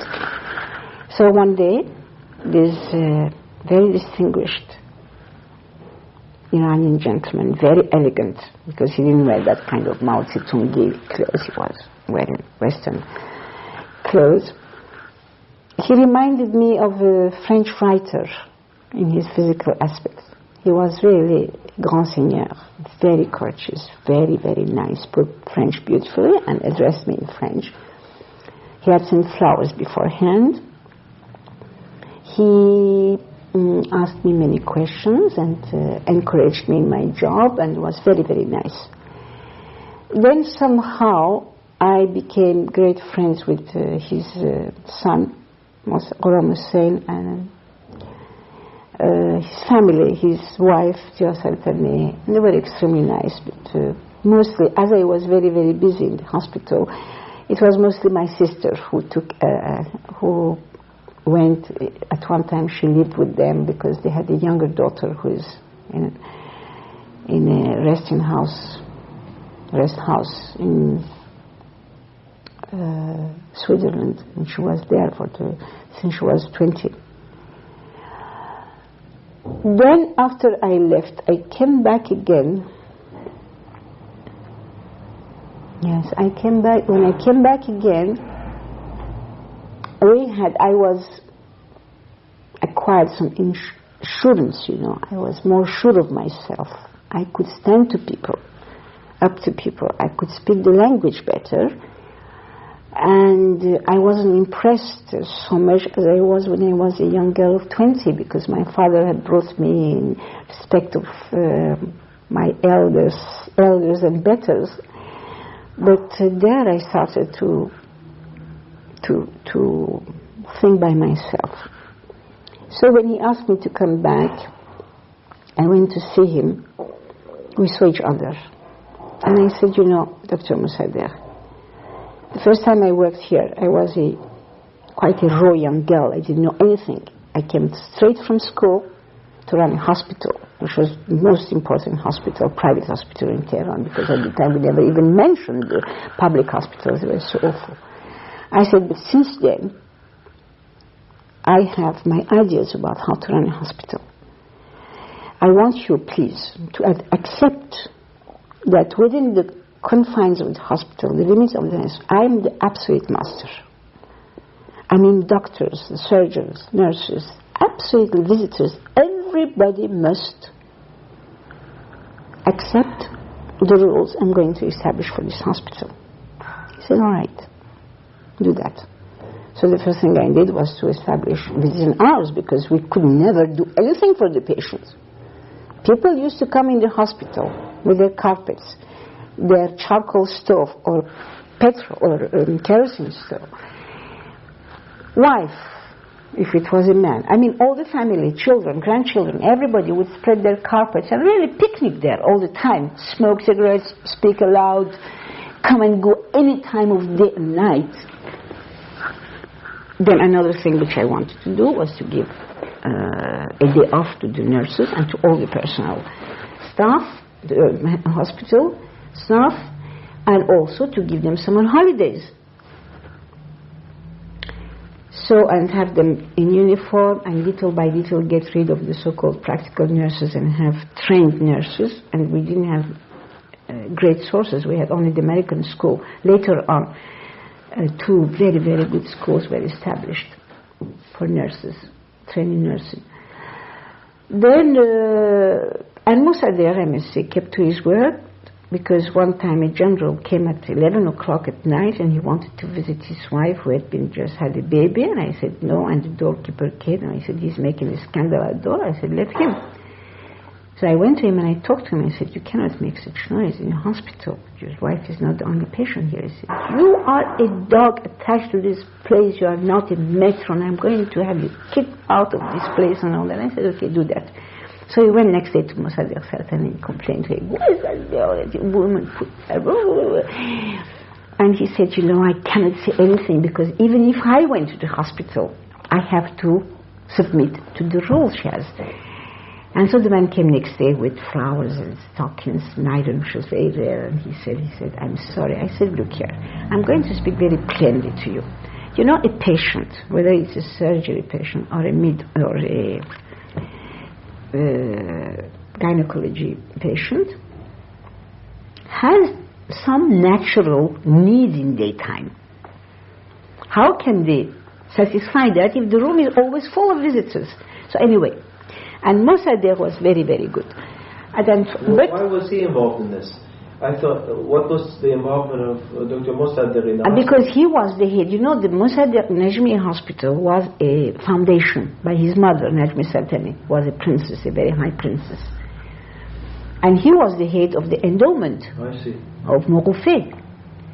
And people knew him because he was, after all, one of the great, important people of Iran. So they thought, if they went directed to him, he will immediately take me out of the hospital. So what was the role of his son, Dr. Ghulam? He was a surgeon. He was the, how shall I say, he was the director of the hospital, and he was the head of the medical part of the hospital. So, and we had many other doctors. We had Dr. Malven, we had Dr.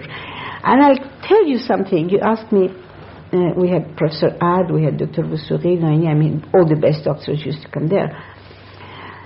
One day, Dr. Marvin, as a brilliant surgeon who had been put in prison by Reza Shah because he was friends with foreigners, which was forbidden, he became member of parliament for Sani is somewhere near Kermanshah. And I was still very naive at the time. I thought that political life in Iran was like Europe, that you had political parties, there were elections, and parties went to, members of such and such parties went to parliament and decided on the policy and things like that. So I asked him, I said, what is your party? And he laughed, he said, my pocket. I said, okay. Then he showed the other pocket, and he said, and Dr. Mossadegh. And he brought out a little syringe for shots. He said, you know, Dr. Mossadegh, that's the big Mossadegh, is member of parliament, and whenever somebody stands up to him or something doesn't please him, he faints. And of course he didn't believe in this fainting. So I give him some injections to revive him. Anyway, I wasn't very, very political minded at the time. There was a big fight between Council, he became prime minister, and he had founded a party called the Democrat, the Democrat. And they had enormous fighting with the communists. First of all, he had brought in 2 or 3 communist ministers, including Dr. Kishavars. And I remember one day they had a terrible fighting in the streets, and Muzaffar Firuz, who was the deputy prime minister, and also a cousin of Mossadegh, he came and he very, very imperious. He said, open the door. I said, why? My children, that means the people of my party, have been wounded and they have to be hospitalized. I said, I'm sorry, we cannot have that. This is the result of fighting, street fighting. This is a hospital for surgery, for midwifery, and we cannot have you. So he insisted. I said, okay, you wait. And he came, and we had to put we had plenty of mattresses in the cellars, so we brought in the mattresses, put them there, and put these people, and I called Professor Ad to come. And this man started, showing off. We were across our hospital was the famous Park Hotel, which was a very elegant gathering place. Send to the Park Hotel for dinner for these children and this. And he said, give them dinner. I said, well, in a hospital the kitchen closes at the most at 7 o'clock. I have nothing. He said, well, you must feed them. I said, you like them so much. Go and buy them some food at the Park Hotel. They deserve it. And he started giving. I said, look here, you shut up. I don't care who you are. And this fighting wasn't so wonderful because all your so-called children are wounded at the back. It shows that they were running away. I'm not facing the fight.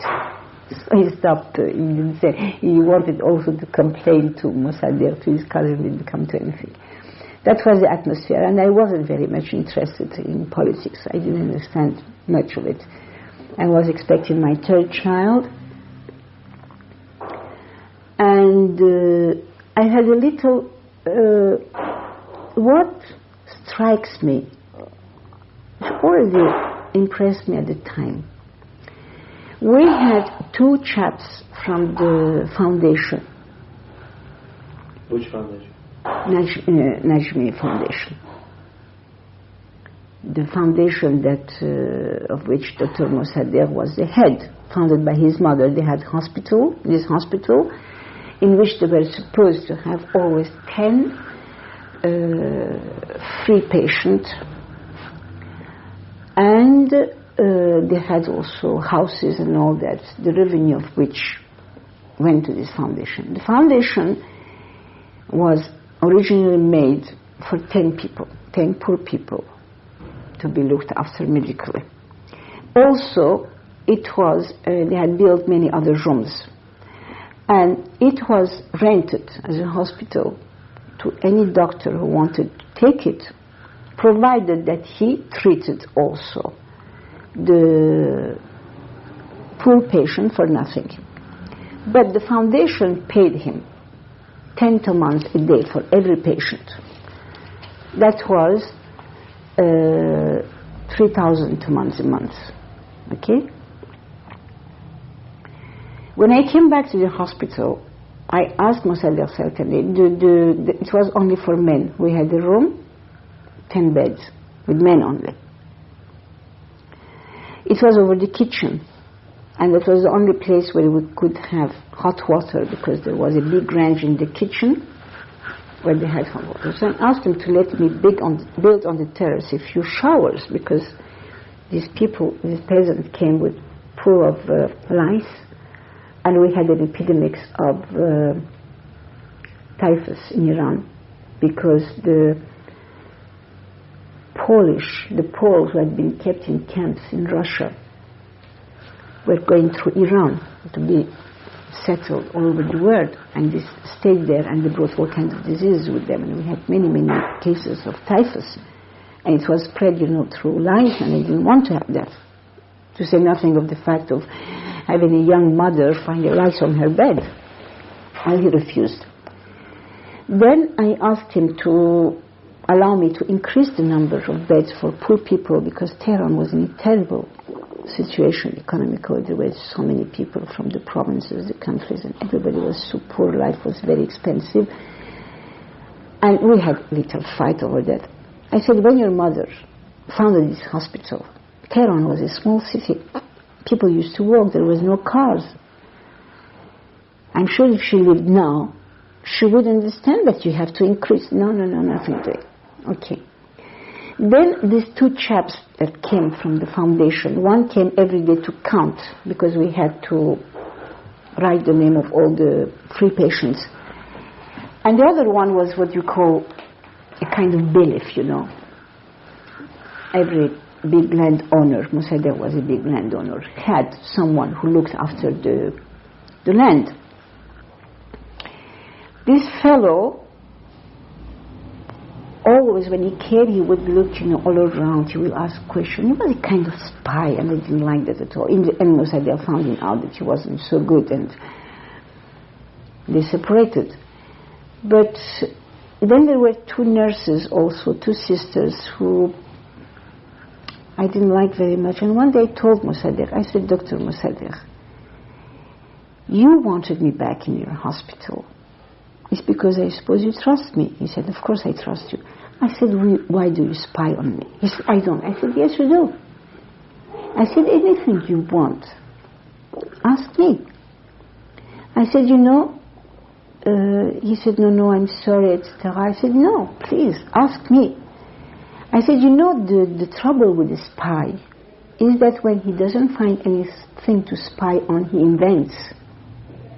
And this is where the trouble starts. He said, okay, and these two nurses where I told him to. I said, you work here, you don't spy, please. Why there is to spy here? It's a hospital, I'm running it, and it's open. There is no underground activity. That was that. So I realized that Mossadegh, like many important people, the Shah in his way and others that I don't want to name, they are, especially if they are a little bit, how shall I say, dictatorial, a little bit, not necessarily, very they have great authority, they are always in the hands of the entourage, the so-called entourage. The famous saying of one of the Roman emperors, they were called Caesars, Caesar. He said, Rome, that means the whole of the empire, trembles at the name of Caesar. Caesar trembles before his wife, and both his wife and he tremble before the child. You see? And this is very, very, I think it illustrates the fact that all big men have this weakness, which they don't realize, to give part of their will and authority to people who don't deserve it. And how about, you see? And these people are the ones who cause all the trouble. About قوام سلطنه, did you ever meet him? Yes, I met him.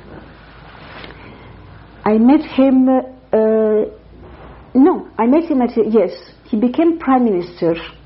I must say here that I was great friends with Dr. Iran Alam and her sister Turan Alam, and also their mother, Khanum Amir Alam, and Dr. Amir Alam were like mother and father to me when I came back to Iran. And Banam Amir Alam was the eldest daughter of Usur Dole, who was the brother of Qawam Sultan. And whereas Usur Dole was such a gorgeous, nice, and wonderful person and a poet, his brother was very, very stern and very strict. And the first thing he did when he became prime minister, he said, no Iranian official is allowed to accept invitations from foreign embassies. Okay. The only time I met him was when his nephew, Ali Vusur, married. Qawam Sultan was prime minister, and there was a big wedding reception at the Officers Club, to which I was invited with other wives, and I was a very young woman at the time. And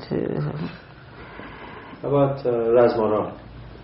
Razmara, well, I also met him from far. Razmara was head of general staff when we were the first time in Pakistan, and he was the one who sent the cable to my husband, come back immediately because you've been appointed Chief G2, to which my husband replied, please explain to His Majesty that I'm much too young in rank and in experience, and I make so many enemies in this job that I will be paralyzed, and he accepted.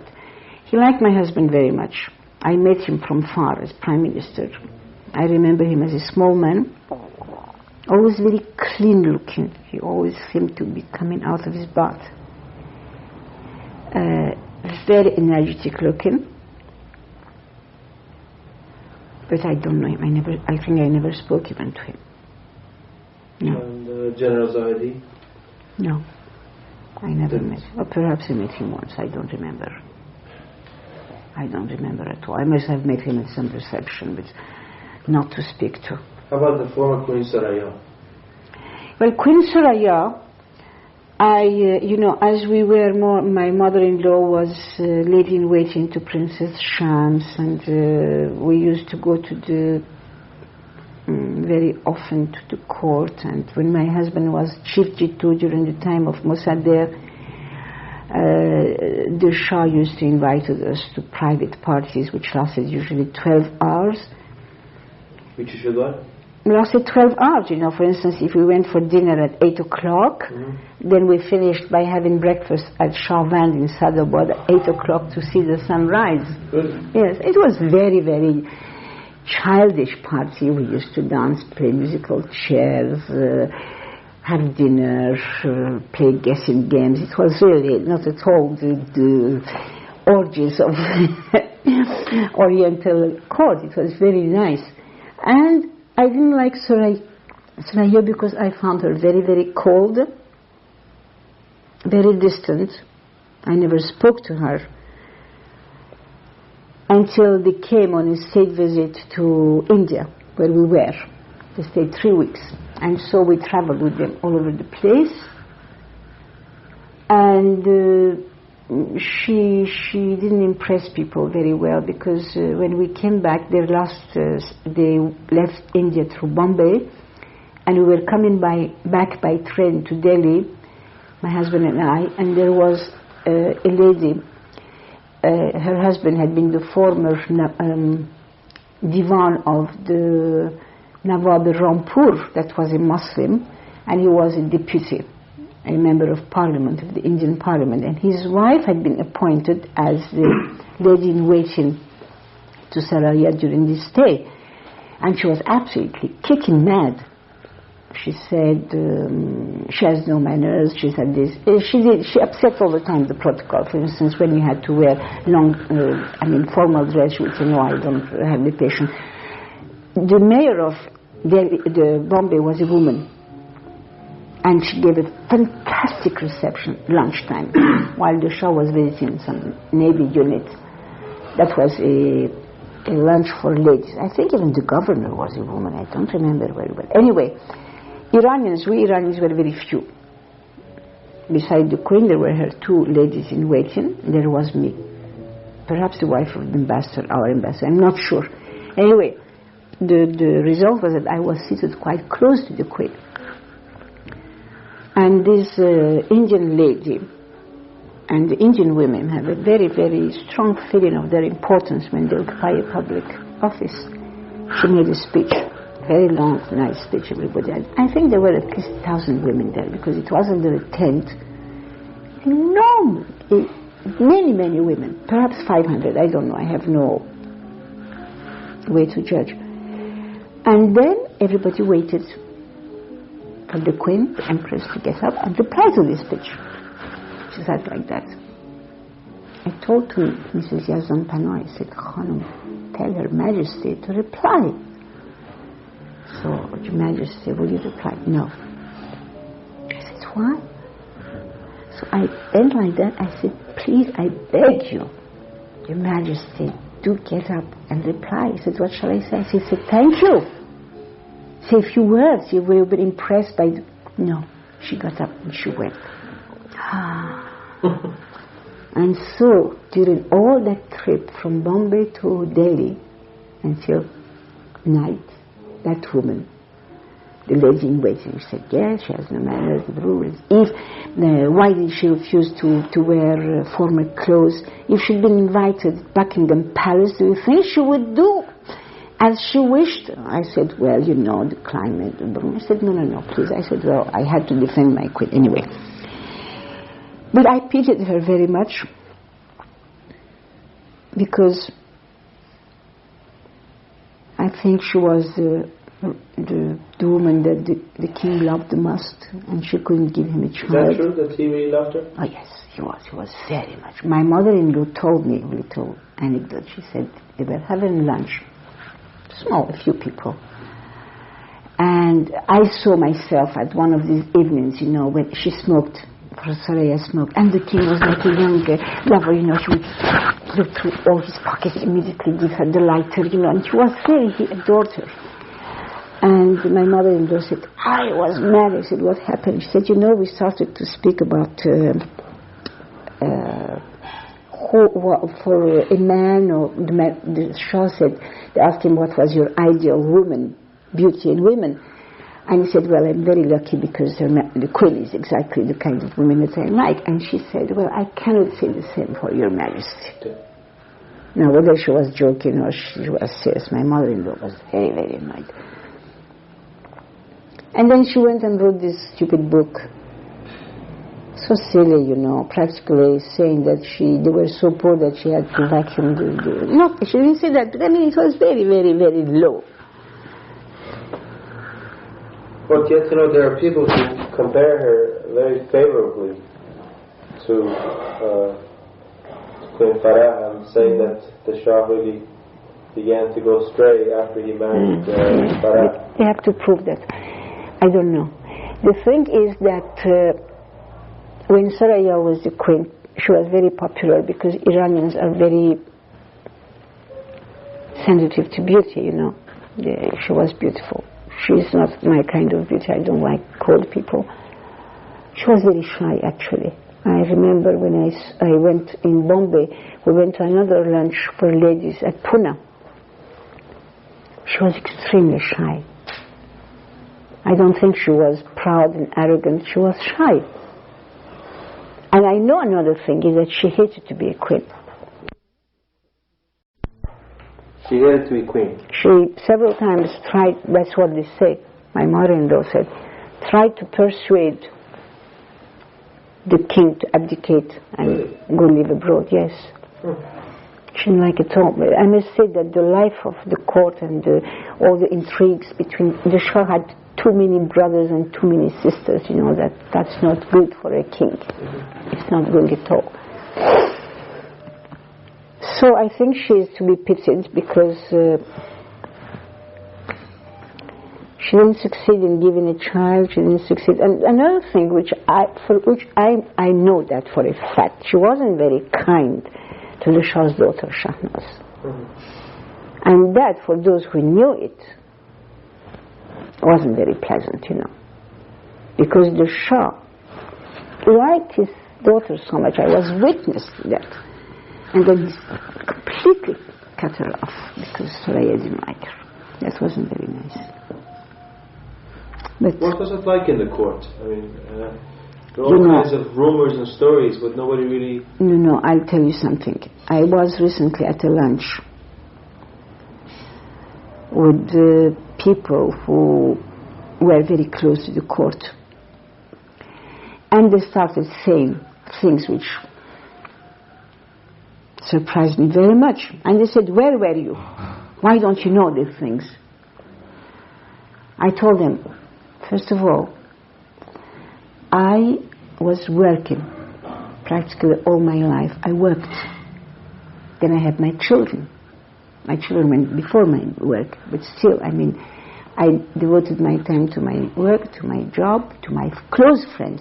I wasn't the type of... I liked social life. I liked to put beautiful dresses and to go to a ball and to go to an embassy or to a big important reception, but it wasn't my life, you know. And my husband never discussed his job with me, except on things that were common knowledge, public knowledge. That was for my safety, and also because we had many other subjects of conversation. So I told these women, I said, look here, as I was working, I never was in the confidence of people who gossiped, because I never liked gossip, you know. Well, small as an English friend of mine used to say, Joseph is gossip. Well, that was, you know, not. But real gossip, you know, I mean, judging people and accusing them without any proof. I remember one day when I was still very naive, a friend of mine, an acquaintance, said, well, how do you know you don't live in this town? So-and-so sleeps with so-and-so. I said, were you there when they did it? I said, you know, you can find yourself in circumstances, depending on who watches that. They can say that you were very bad or you were very, very innocent. And besides, I hated this spreading of rumors and all that. And I remember a few months before this revolution started, I begged them. I said, you know, you're serving Khomeini because you are like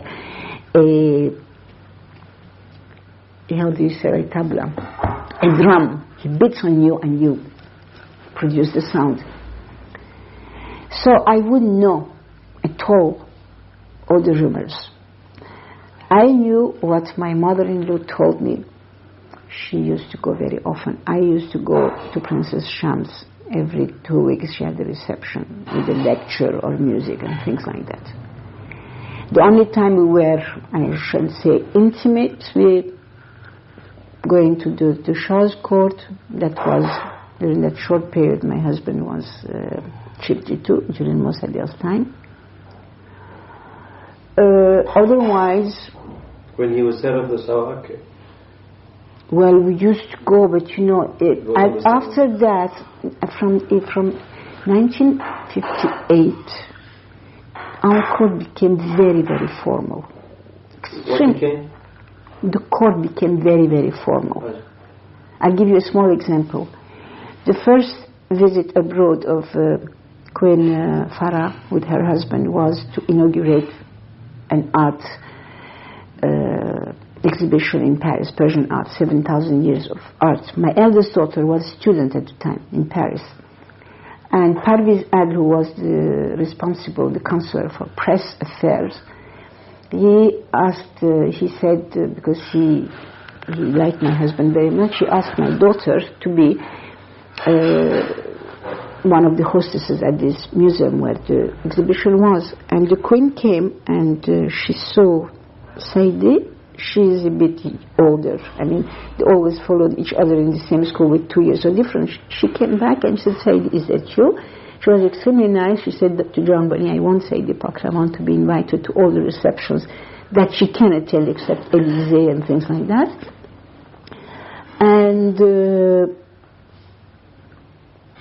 when she came back, all the officials, it was the custom, the protocol, used to go to the airport to greet their majesties. She was shaking hands with somebody after she shook hands with me, and she turned and said, you know, I associate you very often in Paris. I said, yes, I know your marriage has been extremely kind.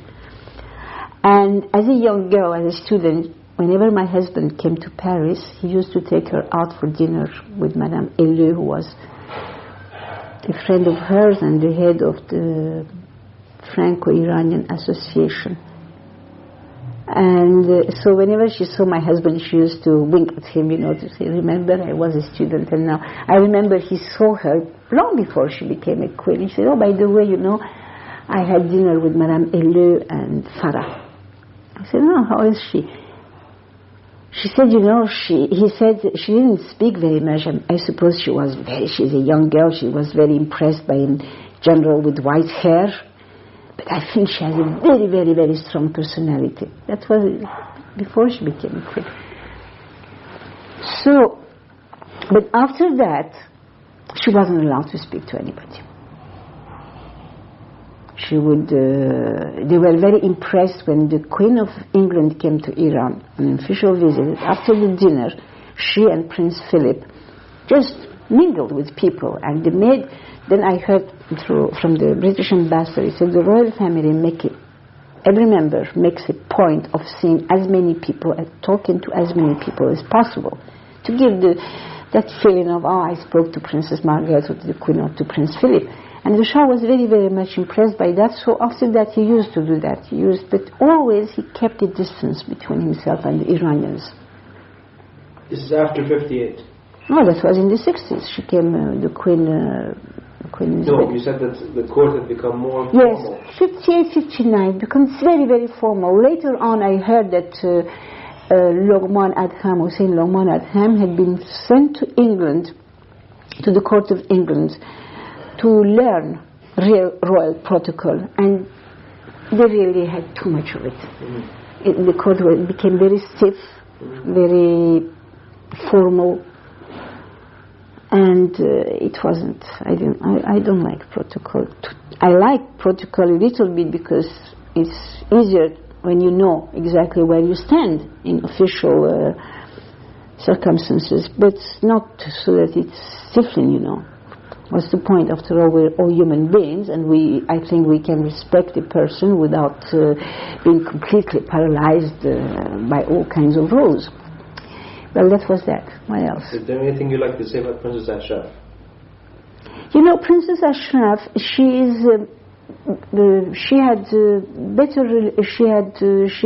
how shall I say, my sister knew her better. When Princess Shams was the vice president of the Iranian Red Cross, the president was the Shah himself, she married her second marriage was against the will of her brother, with Monsieur Pahlabud.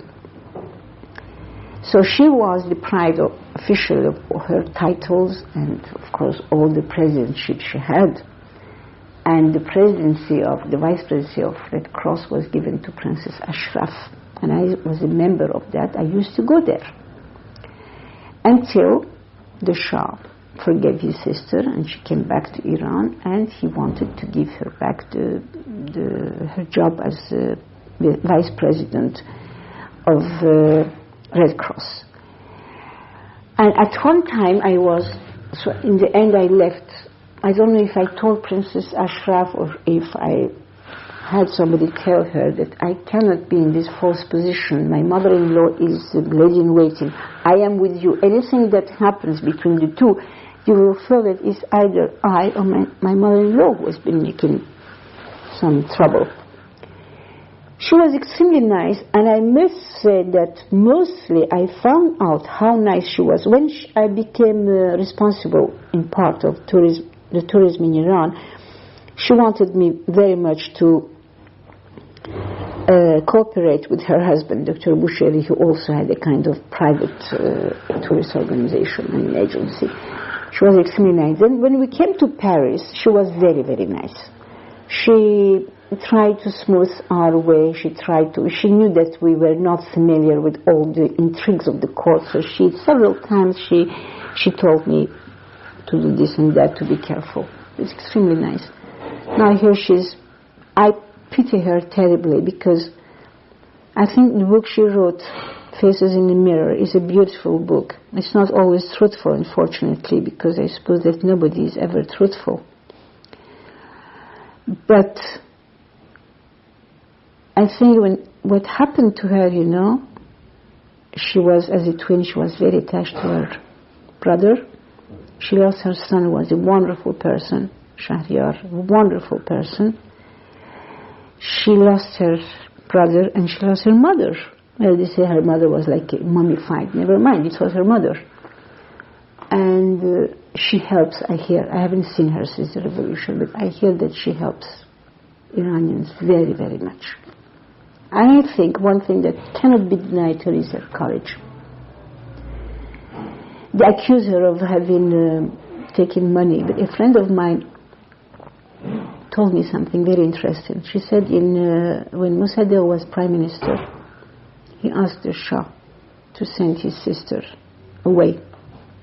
And she was practically kicked out of the country with nothing. The son that was killed, assassinated, was in treatment. He was a baby, he was a small baby. He was in treatment in Switzerland because they suspected he had TB, tuberculosis. And Mossadegh cut, that's the story, cut the money they sent to him until he went and had the proof that it was true. And anyway, that friend of mine who was very close to Princess Ashraf said that one day she went to see her in a very small hotel where she stayed in Paris, and she had put a few knickknacks, jewelry, very cheap jewelry, on the bed. And she told my friend, she said, I was kicked like a servant from the house. I wasn't allowed to take any of my things. This is all I was able to bring with me. And my friend in Paris helped me to live because I have no money at all. But I swear in front of you that if ever the situation turns back, I shall become a very, very, very rich person. One thing that people always forget is that no one of the royal family has received a proper, formal, higher education. When you remember that Ashraf is a self-made woman, she tells us in her book, her father didn't want her to go to university. She's very intelligent. She learned French beautifully. She learned English beautifully. She learned many, many things. She was too eager because she wanted to serve her brother. Anyway, it's very sad. I have no judgment to bear because I think a person who has suffered as much as she has suffered, one shouldn't judge her. How about the former Queen Farah? Queen Farah, I knew her as a young child. I knew her father very well, her mother. And it's funny that her father, she was an only child. Her father used to call her crown of my head. And her mother's real name is Taj al-Muluk, means the crown of the kings. I don't know. I really cannot say because my impression was that she was very popular in Iran. I never saw her informally since she became queen, except once. I'm forgetting that. When she came to Pakistan, they came several times. The first time she came, those who came to greet her, she settled in the house that was put at their disposal. She called me and we walked a little bit. She was very fond of trees. And she asked me about trees of Pakistan, which are beautiful. She asked me about several things. But I was never close to her, so I really cannot say. I saw her last June. I see her mother when she's in Paris. I saw Queen Farah last June. It was the first time we saw each other after the revolution, and we cried. She kissed me, I kissed her, and we cried, and then she said that she wants to live a very, very retired life with her children. She doesn't want to mix in any things, in any public things. She expressed the wish to live in Paris, in France, because the French are always very kind to her. You know, I told her, I said, you are a bit their queen. They always call you Farah. She says, yes, she loves. She likes France. But people say that she organized all these big festivals, all these big events that in the end drove people mad. The coronation, the Persepolis. I remember when Persepolis, when there was a talk to celebrate the 25 centuries of continuous monarchy in Iran. I was member of a small committee called the Reception Committee and Tashrifat and all that. And we used to have meetings every week, and we never achieved anything. We always changed our plans. In the end, I think we all agreed that the way we would celebrate this big, important event in our history would be by having an enormous congress of Orientalists in Iran, which had been much better than to have what we had. Then I went to Pakistan, so they changed it. But I remember that the Mr. Bushiri, that means Amir Humayun, his name was, an old man, who presided over our meetings. And one day we told him, tell His Majesty that we think that this and that. He said, me? Tell His Majesty that the committee said so, has this or this opinion? I said, yes, of course, why not? He said, never. I said, look here, Mr. Bushiri, if His Majesty wanted to settle everything himself, why should he have committees? If we want committees, it's because we were supposed to give advice. No, nothing to it. Excuse me 1 minute. I must... I really would know what kind of a person she is. I am sure that she was impatient. I remember one day we saw her before we left for Pakistan, and she said, I'm so eager to help His Majesty. I'm so eager to make Iran known all over the world for our history, our civilization, our art.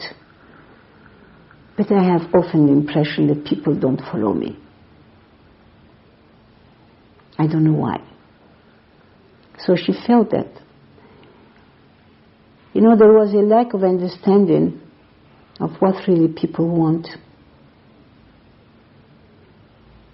Personally, for instance, although I'm not left-minded or anything, but practical, I think that she should never have allowed them to set a school for her children apart.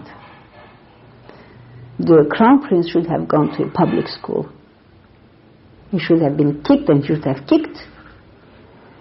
And I remember one day I criticized that in front of somebody who was close to her, and they said, oh well, but you know, in this school they have the son of the gardener and the son of the cook and the son of the... I said, look here, they still are the gardener of the court and the cook of the court. He must meet real people. He should go to a public school. He should have friends who are not from the court and all that. I think that was a mistake.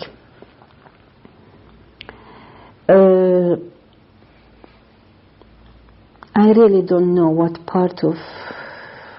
to say about her, because she was very popular. What strikes me now, when they say, well, Khomeini started to make trouble in the middle of the 70s and all that, is that all the propaganda against the royal family started much, much, much earlier than that. when the Queen had her baby at this hospital in the south of the city, I was worried. I said, my God, they will say that it's not her child. Luckily, the child looks so much like his father that they stopped saying that.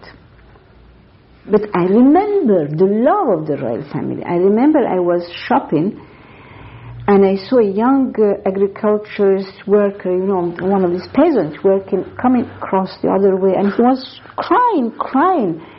Khanum, Khanum. I thought it was a beggar, something happened. I said, what's the matter with you? And I saw all the cars having their light and hooting and honking. I was in my, concentrated on what I was doing. I said, what's the matter? He said, Khanum, it's a son. I said, oh, good for you. I thought he had a son. He said, no, Khanum, our Shah had an heir. Excuse me.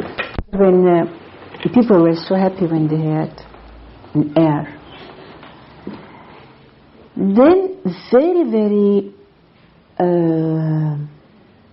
insidiously, we started having small rumors here and there. There was somewhere, some people who were spreading these rumors. I remember they said that the young prince was deaf and mute. And then my husband used, at the time when he was directing security, he used to have an audience with the Shah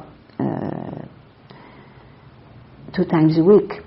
And in summer it was at Sadabad, and he said, well, it was more relaxed, and this time the little boy was on his father's knee and he spoke French.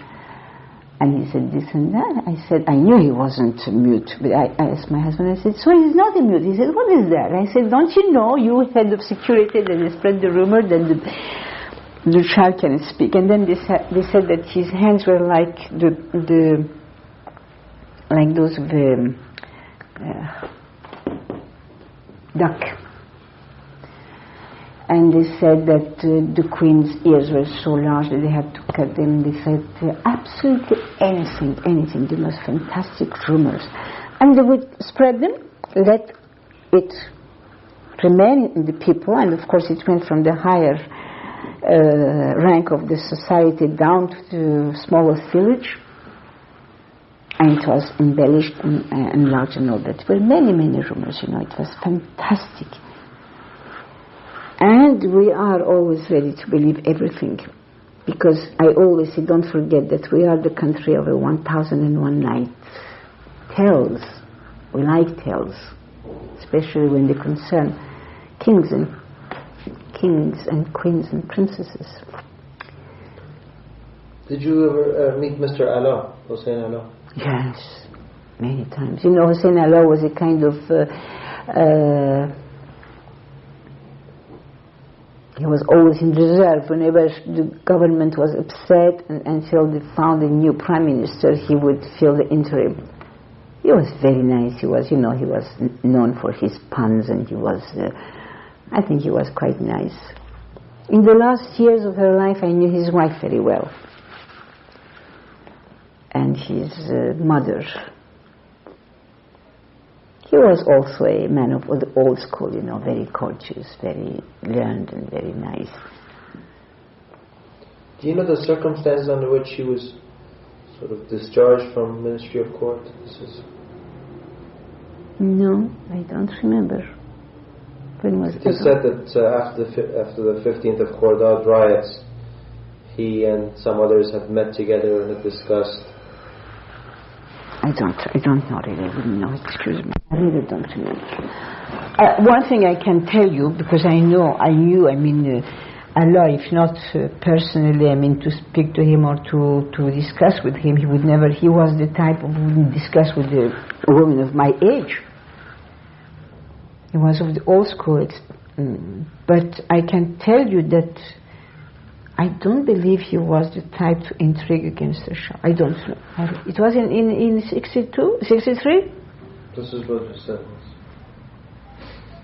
I don't know. I really don't know. And Dr. Iqbal, did you know him? Very, very well. He used to call me Khanum. I met Dr. Iqbal first. He was a physician, specialist in the parasitical diseases, and he used to come to bring his patient to Najmi Hospital.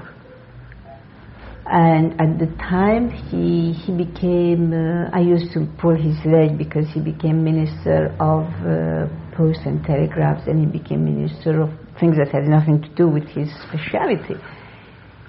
And as a Prime Minister, I wouldn't, I know he remained a long time Prime Minister. Did he achieve anything special? I cannot say. At least he kept the country safe and sound. Whenever he was Prime Minister, I think he became Prime Minister twice, I'm not sure. People felt safe. And I mean every class of people, not only the top class.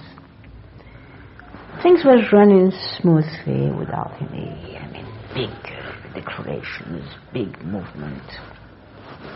I knew him very well. I'm glad he died before all the trouble started, because he was so devoted to his country and to public service. He was ambitious, it's true. I remember he had a terrible fight with Mansour. They nearly came to fist fighting at a reception in the officers' club. And a few days later, there was a dinner party at the French embassy, and I was seated beside him. And he described to me all that big trouble. And he said, it's fantastic. I trained Mansour. I made him what he was. How dared he to speak to me like that in public? Then after dinner, he took me aside on a small sofa, and the whole evening he talked to me. I was so embarrassed because I said, my goodness, they will think that he's speaking about my husband's job or something like that. And everybody was careful not to come near. And he said, I will send you. He said, I cannot stand to be humiliated like that. After all, I have held every high office in this country. And the next day he sent me by messenger a booklet in 3 languages, French, English and Persian, listing all his decoration, all his career and all that. And when we, what we do, when we call postmortem after a reception, my husband and I in the car, I told him, what Dr. Rahman told me. He said, no, he didn't hold all the higher offices in this country. He never became chief of staff. And he was, I think when he had this fight with Mansour, it was over the sudden increase of the price of kerosene and gas in the middle of winter. My husband was mad because he went to the Shah and he said, how can you allow that when people, 3/4 of this country are heated, cook their food and everything with kerosene, with petrol, oil, allow them to increase it, double it suddenly. And there was an ECAFE conference in Tehran, and the reception was for them. And Iqbal told me that Mansour was Prime Minister, of course. Iqbal went to Mansour and said, I think you've been a bit harsh. Don't you think that you should have at least telephoned to me as head of the National Oil Company to see if the time is good for such an increase? You mean this was done without the knowledge of Nobody's head of the oil company, head of the Sarawak? No. Because my husband, he said, I remember the Shah saw Hassan and he said, what have you done to the Prime Minister? He came almost crying here. And Hassan said, well, I had a big fight with him. Because Mansour used to tell me, Khanum, I love your husband. If I had been a woman, I would have snatched him from you. Well, compliments. My husband went to him and he made a big scene. He said, I'm in charge of the security of this country.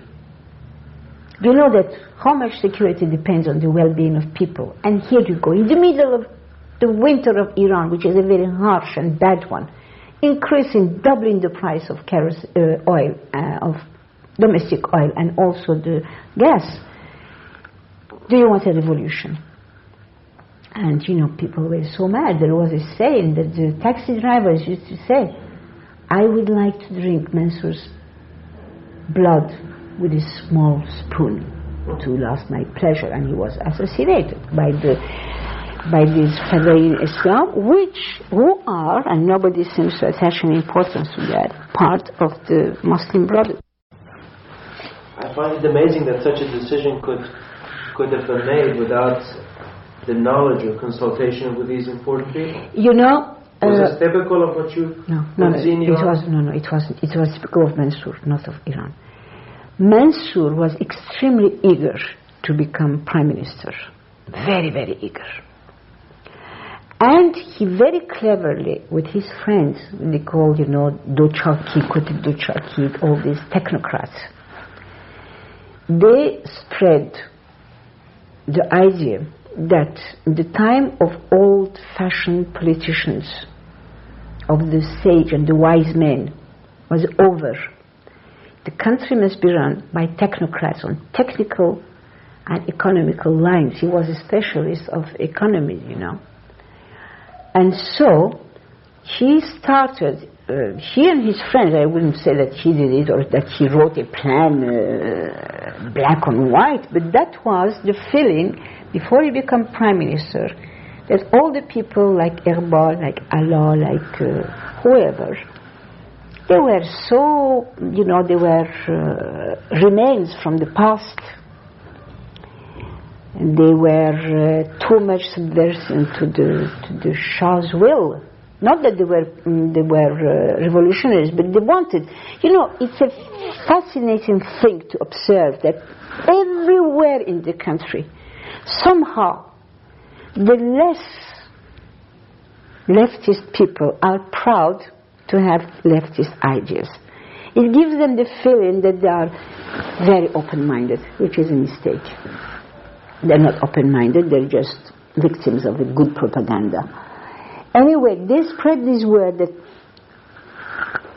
make room for the young people, the young generation. Your time is over. Okay? So, it had come to the point that really, I would say, almost public opinion was shouting for Mansur to become prime minister. I would say it had come to the point that the Shah had no option except. And the Shah apparently was with them. But again, it was at the time the Shah was wiser. He knew that reversing, the whole thing too fast was dangerous. And so he, my husband agreed, everybody agreed that the internal price of all the oil products was much, much too low. It wasn't fair, it wasn't,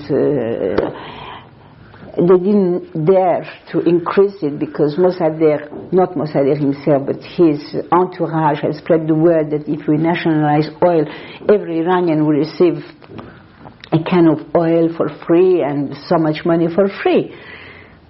So all these products were ridiculously low in Iran. But still, you have to choose your time. If they had done it in the middle of the summer, people wouldn't have felt it so much. It's right in the middle of winter in Tehran. Anyway, he had to go back. So he gave his decrees. I don't know. But that was a very, very bad impression, and he put himself in terrible danger. Not so much for this oil question, but because he was too modern. And Fadayi Islam, who had throughout the reign of our late Shah assassinated so many people, they decided they would assassinate him too. In about 1970, 1971, you were in Paris. You were in Paris. And if I remember correctly, that's the time when some of these assassinations, which later on we found out were the works of the Mujahideen and the Fadayiyan, Cherikai Fadayi, began in Iran. Now, your husband had been head of Sabah for a number of years, and did he have any lingering interest in these questions? Was he troubled by these events in Iran? Did he have any thoughts on these things? Of course he had. Of course he had. First of all, because he was a great patriot. And I, to my shame, found this out, to what point he was a great patriot, quite late in life. I thought he was like anybody, like all of us. I mean, loving our country, but his love of his country went beyond that. It went with a very high ideal of service, public service, and a very high ideal of the honor, as he said, of being an officer, a soldier. I would have thought that, you know, that he wasn't a militarist. He was a soldier in the beautiful sense of the word. He was very, very worried because, well, he knew exactly, you know, he was a great specialist in all these subversion questions. He had studied the thing from close. And also because as representative of the Shah and the government, he was constantly asked, you know, challenged. Although in France they loved him, they respected him very, very much, as I told you, but still he was challenged not as General Hassan Pokrevan personally, but as the representative, of the official representative of his country in France. And he had to, he used to say that if you use violence, you will meet violence. If these young people don't want to obtain whatever they want, first of all, we never knew what they wanted. You see, they never said what they wanted. And we know very well in other countries where people have said that they will kill and put bombs and go into terroristic actions, it's to obtain democracy. It's not true. We know that for a fact. It's not true at all. It's to establish a very, very bad dictatorship. So all of us were worried, because first of all, it's not very nice to see. They don't do it now. I told several of my newspaper friends, I said, whenever there was someone arrested after they had thrown, first of all, they always threw bombs in public places, killing innocent people. They never tried to kill an important person, never, because those who killed important persons were not the majority, they were the Fadai Islam. They were the integralists, the fanatical Muslims. So that was something which really didn't appeal to me, because I said, if they really want to go for killing, why they kill children, why they kill poor women, why kill people who go about their business? It sounds like he agreed with whatever response the government was giving to these problems. He wasn't. You know, it wasn't that at all. I don't know what kind of response the government gave. Was to arrest them, was to put them to death. Or most of the time they were killed in fightings, you know, in street fightings. But he never agreed with violence for violence's sake. He never agreed with the madness which led people to kill in order to solve problems. He thought it never solved anything. He thought that one has to go to the root. Why? Naturally, these people don't realize that they were manipulated. You know, it's very, very, I think at the same time it's a very simple and very complex question, this question of terrorism. Don't forget that it was a time when Mao Zedong was extremely popular among all the youths of all the world. Don't forget that from 66, starting in America, until 72, 73, the whole world was experimenting this trouble with its young people and university people.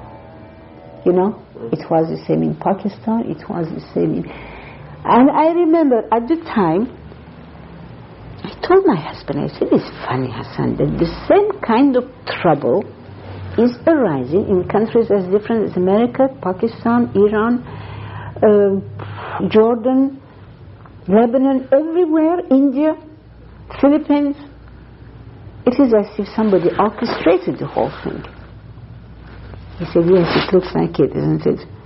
And when I said that to French friends of mine, oh, they said, come on, you are dreaming. Who is orchestrating that? Until Arnold de Borchgraft, the head of the Newsweek publication in France, he was the first one to start about this disinformation that the Russians had invented. And the orchestration. You know that they have proof now that all these peace movements, for instance, are without their own knowledge, financed by the Did he ever discuss people don't understand his successor, General Lehestani, as the head of Sawa? Yes. What he thought of the way he was running the organization? Which he had My husband. Yeah. First of all, he had no. He didn't dislike. It was a surprise that he was nominated, because when Alain Diquio was sent to Germany, they decided. The Shah said that he wanted Fardous to become the second in command, but with the title of Qaim Maqam. And my husband thought that it was to prepare Fardous to replace him eventually, because the head of Savak never stayed more than 4 years in his job. So he was a bit surprised when Nassiri was nominated.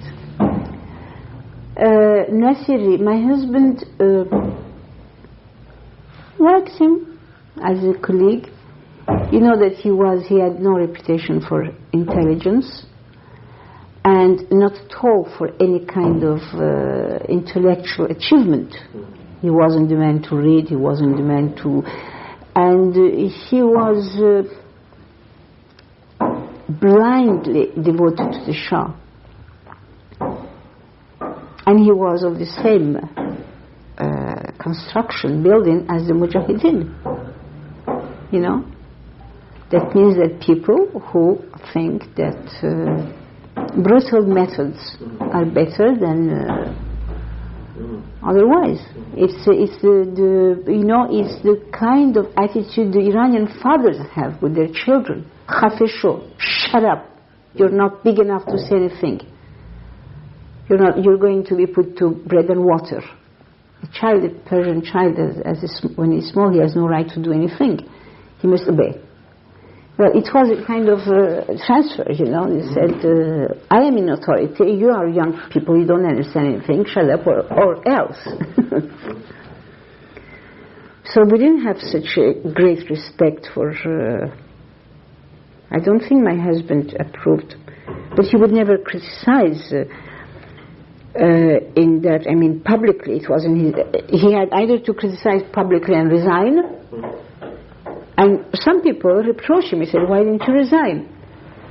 He said, if all those who could have a kind of influence on the Shah, on his policy, resigned, then we leave the whole country to those who influence him in the bad direction. But Nassiri, I don't know. I personally, I didn't like him very much. You see, there is one thing. Nassiri didn't have a good reputation. There was a very sad story of, I don't remember, of a child that has been... It was all kinds of stories running. I don't want to repeat them because I don't believe in spreading this. But there is one thing, you know. There is a saying to say that the wife of Caesar must be above suspicion. Which means that when you are in a responsible position, like the king, the Iranian king, the Shah is, no matter what you know to the good of the people, you must also take into account their reputation, deserved or undeserved. But still, it's sad. If somebody has a very, very bad reputation, you don't give him public responsibility. I don't think that Nassiri was a bad man. I don't think he was a cruel man. I think he was, you know, many people are lazy and by which I mean that they prefer to settle immediately something rather than to think about it and to find other means. You know what I mean? Mm-hmm. And he was a military man in the not so good sense of the word, a disciplinarian, too strong. But I wouldn't say that he was a cruel man. I don't think he was. I think that the propaganda against him was terrible. When your husband was director of Savak and you were in Tehran, was it difficult being married? I mean, in the public eye, difficult, or in your daily life, was it difficult being married to the person who was head of Savak? Yes, I'll tell you in what way. Not in the way you think. Friends. It was difficult. I'll give you a small example. I was shopping one day at Charaye Manusheri, and a bicycle, and I was a customer there at these several shops. A cyclist went by on the sidewalk, and he hurt me, and he wounded me, and started to bleed. People jumped at him and caught him, and they said, "Khanum, we'll send him to the police." I said, "No, please let him go." You presumably had guards with you? No, never, for heaven's sake. Awful. Never. The shopkeepers came, Khanum, let's take him, grab him, give him to the police. I said, "No, please don't." Then my driver said, "Khanum, we must do something." I said, "Please don't." Anyway, I finished my job. We went home. I had dressing on the wound. It was just a scratch, but it was bleeding freely. And the driver said, "Khanum, but why?" I said, "Look here. He was in the wrong because he was on a sidewalk. He hurt me. He wounded me. Oui. But the moment the police learns who he has hurt, then I don't give much for the life of this poor fellow." In that sense, it was very bad. That whenever I went, it was the red carpet. It was, I told you about this little welfare society that you wanted to establish, and in the end I saw it was the whole project was stuck somewhere, and they told me it's stuck at the Ministry of Interior. So I went with General Stodach there. General Stodach. He was a general, he was the chief of the air service staff. He was retired. He was of Austrian origin. So we went there and we were very badly received by a fat, big official. And I saw that really I had to do something. I never said who I was. I said, well, these regulations of ours have been through all the steps, including through the security organization whose head is my husband, General Pokemon. The man jumped, Bring some chairs, bring some tea. Khanum, why didn't you tell me? I said, why? Does it make any difference? I was the same person. A few minutes ago when you received me so badly. I didn't say that, of course, I thought it. I was so mad, I was so mad.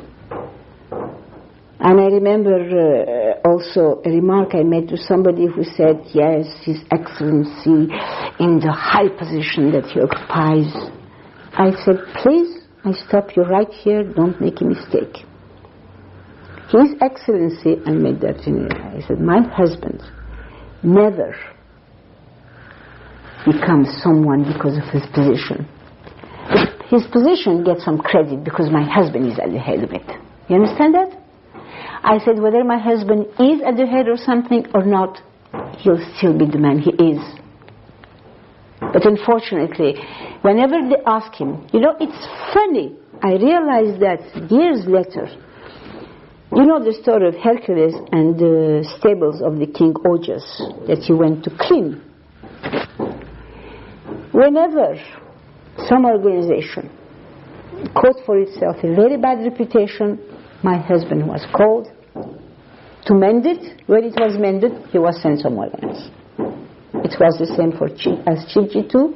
It was the same for the Organization of Security. It was the same for Ministry of Information. It was less, perhaps. It was the same for the embassy to Pakistan. Because the Shah said to my husband, you know, I'm sending you to Pakistan because the Pakistani complain that we always send second-rate ambassadors. And this is a mission I give to you. You must reestablish our good relationship. Because Pakistan is very important for us. The same in Paris. You see? You know, years later there was this event where I believe it was Mr. Socrates' wife had gone to... Yes, I know. This was horrible. How did you feel when you heard about that? I was absolutely mad. I was in Iran. I was the madder that the man who killed that young man had been in our guard when my husband was head of the organization. We had 2 guards, not at the same time. You know, they had on shifts. And his name was Jafari. Well, Sabiti was the man who said Muqtaziyat Zaman. You remember I told you? I realize that. Yeah. And I knew the people, I mean, through other people, I knew this young man was fiancé to be married. He accompanied his future mother-in-law and his future wife to this Charles Jourdan, who was not a real Charles Jourdan, by the way. And as I was told the story, Madame Sabiti was there. I never met her. If I had, I don't remember her. And that's when you asked me if I had guards whenever I went. She had guards. She chose some shoes, and when she came to pay, she realized that her money, her purse was not there in her bag. I mean, her money bag was not there. So she started making a big to-do, and the shop owner, knowing who she was, closed all the doors. And he said, no, not the shopkeeper. This guard came in and he said, close all the doors and we're going to search people. The lady, the future mother-in-law said, we have finished our business. We have not stolen anything. We are respectable people. We're going to go out. He said, no, you cannot go out. And he stopped them at the door, which was a big pane, glass pane, and the fiancé saw that from the car, so he jumped to rescue his fiancée, and the other man just took out his gun and he shot. And there was the funerals, the ceremonies, you know, and the woman was so sorry. She wanted to go to attend. Stupid woman. She wanted to attend the funerals, and they told her, Khanum, come if you want, but if you come, you must know that you'll be torn to pieces. And what shocked me even more was that they arrested Jafari. They arrested Jafari, the man who shot the young man. You see? Whereas he wasn't responsible. He was given a gun, and he said, you guard Madame Sabiti, if anything happens to her, you shoot. That's right? It was as plain as that. Otherwise he wouldn't have shot. Why he never shot anybody when he was in my house? He didn't even have the gun, I believe. So, I remember that was one of the things that you must put, the causes of the Iranian Revolution. I was so mad. I told my husband, I said, go and see the Shah. Please go and see him. Tell him that the whole truth must be told. Sabiti must be arrested, and his wife, and the shop owner, everybody. And this man, of course, but he obeyed, he was just a pawn. I said, the whole town knows the truth. Why hide it? I was very mad, I must say. And I was so mad that when there was a dinner party arranged at the club, the fantastic club made by the Minister of Foreign Affairs in the Zashub, I saw the list and I told the host, I said, if you sit me beside Sabit, I will never speak to you again.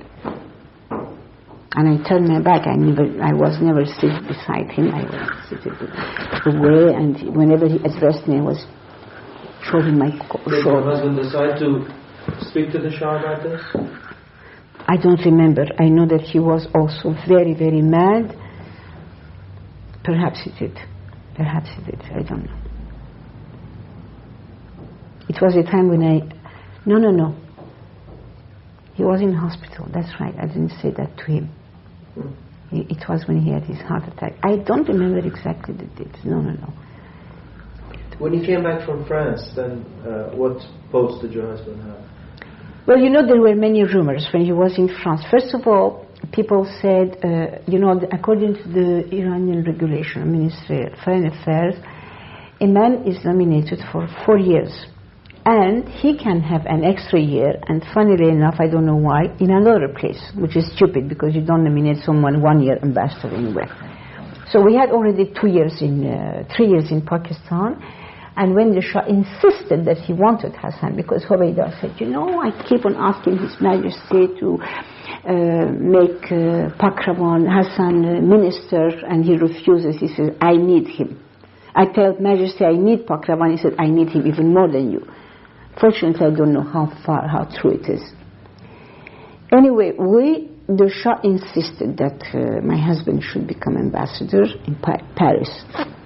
But we thought it was only for 2 years, according to regulations. But he told Ardeshir Zaidi, that Zaidi told me himself, I don't know, you manage with your regulations. I want Pokrowan to stay the whole 4 years in Paris. So we stayed the whole 4 years in Paris, even a little bit more, a few days more. But the rumor started immediately. Your husband is being recalled. I said, look here, my husband should have been 2 years in Paris. It's been 4 years. And my husband always said, you have to respect regulations. Otherwise, what's the point of having them? So they said, and they started to, your husband will be recalled because he's going to be made prime minister. For heaven's sake. He's going to be recalled to be made Minister of Foreign Affairs. And I had prepared the reply. I said, look here, my husband is an army man, although retired.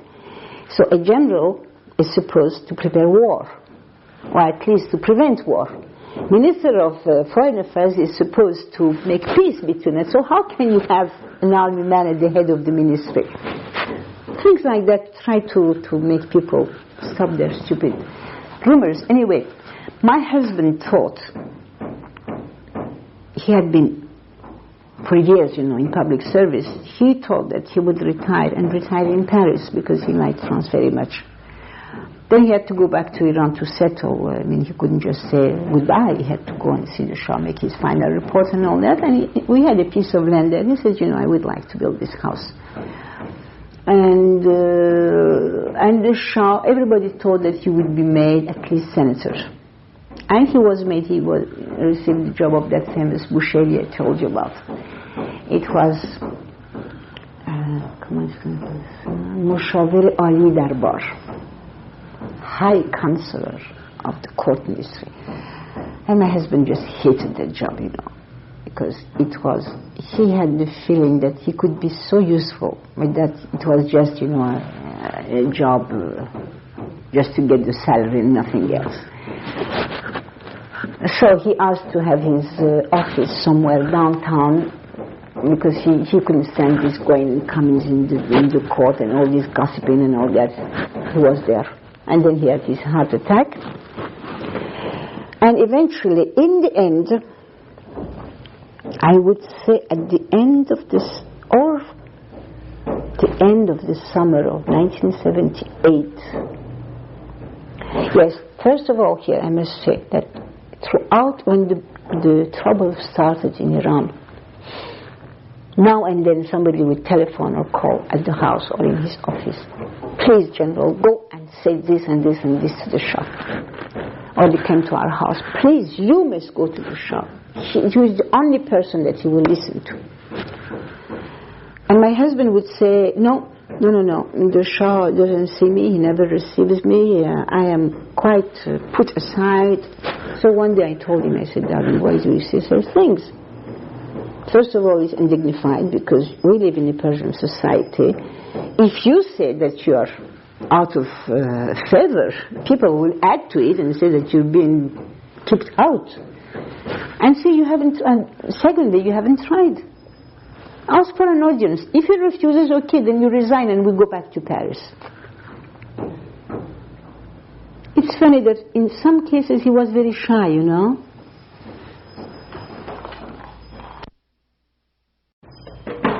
So he went to the Shah. And the Shah, he asked for an audience, and the Shah immediately agreed, and he stayed quite a long time.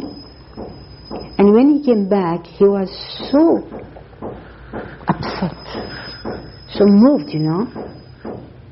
And he wasn't a man to show his feelings. And very, very good control over himself. He said, you know, I've never been so touched in my life. He said, you know, I've been working with the Shah closely since both of us were young men. He said, it's the first time he asked me personal questions. He never did. He asked about you and all the children by name. He made personal remarks. He never did that. He said, you know, I think he likes me quite well. I said, of course he likes you. So I told him, I said this and that, and the important thing he told him, we had been on a trip to Kashan, and we had to cross the famous south of Tehran. I couldn't believe my eyes. I just couldn't believe my eyes. The conditions in which people lived, you know, it was incredible. They lived, some of them in tents, completely patched up with pieces of nylon on it. The open air canals, you know, were heaped with dirt, garbage. The water was black, smelly. You could not imagine what it was. You cannot visualize it. And that was worrying my husband so much. So the first thing he said, When was the last time you had seen that? I mean, in 70s, I think. Well, I was in Tehran for many years, you know. So you hadn't seen for many years? No, we had gone to. But what I had predicted arrived. I said that it will go from bad to worse. Was it 76 or 77 that we went on this trip to Tabbas and. Not Tabbas, Natanz and Krosham Natanz, I don't remember. Anyway, the important thing is that we were terribly worried, and my husband told him on that first audience, he said, you know, this is how the people live there. If you're not going to do immediately something from a human point of view, do it for your own safety. Because this is a powder keg. 2 million people living like that in your capital city is going to explode and will all be swept by the explosion. And the king sent the queen the next day and photographs and I don't know what it is. It was too late. There is a book written by Alan Patton called Too Late, the Phalarope. Too late, everything was the Phalarope. Phalarope is a South African bird. Anyway, so after that, the Shah saw my husband very often.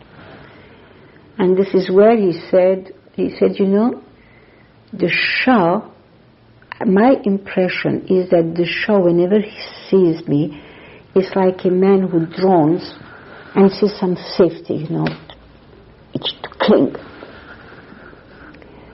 Then he would come one day, he said, he's completely flattened. What do you mean? We always spoke French. Aplati. What do you mean, flattened? He said, you know, he's so depressed. You see, one day he says, I am going all the way to democracy. I'm going to give total freedom. I think I've made a terrible mistake. We'll have free elections, we'll have free press, we'll have freedom of expression, freedom of everything, criticism and everything. It's time to have it. Next day he'll be completely crushed by the hatred, you know, because he knew about the criticism, he knew about the grudge, he knew about everything. The only thing that really killed him was the hatred. Because until a few weeks ago he was loved and people looked up to him. So the last measures to save the house was to nominate my husband in complete charge of all the administration and finance of the court ministry. And he was mad, he didn't like it. He said... This is while Hoveyda was there? No, Hoveyda was... No, it was Ali Qoli Ardalan. And he said, I've finished my career as a chief accountant of this. I said, darling, you're not the chief accountant. They always used my husband for his good name. In all sincerity, you know, not to camouflage. Why did he accept this? In this sense of service. And he said, poor Ardalan, I cannot drop him, poor old man. And everybody congratulated him because they thought he's become, people are so stupid, always ranks and positions, he didn't care about that. But one day he came, he was absolutely mad. He said to the king, he said, you know, Majesty, I don't want any interference, because there were several families since the time of the late Shah, the other Shah, who had, you know, a strong hold over all the activities of the Shah. So much so that one day my husband said, you know, he came back from office, he said, you know, we don't have one Shah. I said, what do you mean? He said, we have at least 12 of them. And the weakest is the one who wears the crown. The weakest? The weakest. That's what my husband said. I'll never forget that. Because all these, you know, the several families that were all the time traditional in the court, they really did exactly as they wished. You mean the sisters and brothers? Or? No. Officials. Really? Yes, like the Bebahanis, people like that. Really? They would never give up. And my husband had to fight, which he hated, because the order was that no expense in the court, no kind of project or anything would go directly to the Shah, but go through my husband. And he had to agree to something fantastic. He said, you know, they are renovating, I don't know what, for 30 million tamams. I said, but why? He said, how can I refuse it now? It's almost finished, and the man must be paid. But sheer madness in the situation that we had. Well, the Behbahani still went over his head to the Minister of Court to have approved some projects. And my husband was very, very mad. And in the end, when I told him over the phone, I said, darling, you know, Khomeini is coming back. Please, please, leave. He said, how can I leave? All these people of the court, they have nobody but Ardalan and me.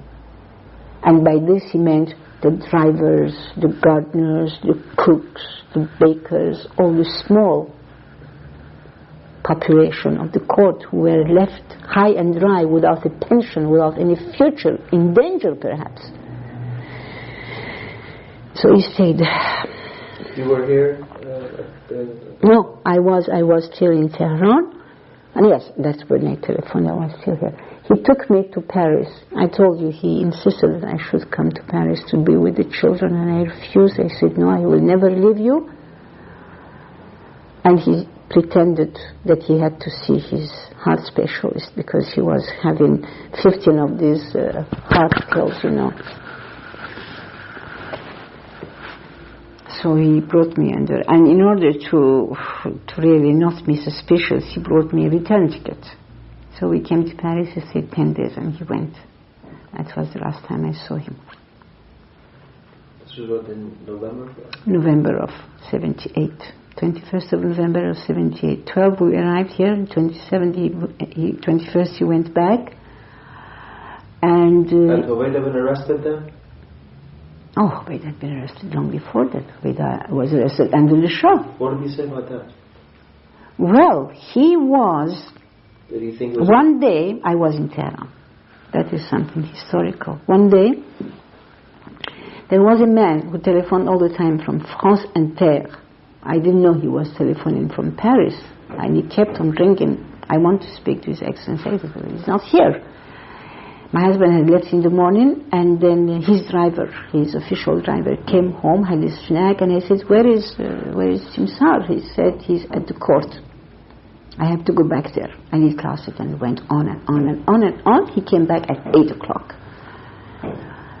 And the man telephoned again, and my husband, we were having dinner, he laughed. He said, no, monsieur, Paul Vincent, I am nothing. I'm nothing at all. You ask the Prime Minister, you ask the Minister of Foreign Affairs. I am just the accountant of the court. And he laughed and laughed. I said, why do you say that? He said, because I don't like this job. I will, after I settle everything, I will resign. It's ridiculous. I am an officer. I am a soldier. He said, and that was when he surprised me. He said, you know, of all the positions I held in my life, the only one of which I'm proud is to be a soldier. I said, really?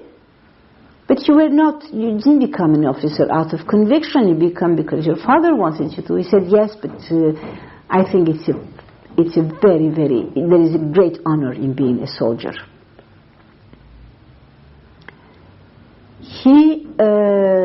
So I said, what's the matter? What happened? He said, oh, you don't know. We had a meeting with several people under with the Queen, and she's a lioness, that woman. She wants to take all kinds of measures and do this and that to stop this nonsense of the subversion. And he said one of the measures that were taken was to arrest Hoveyda.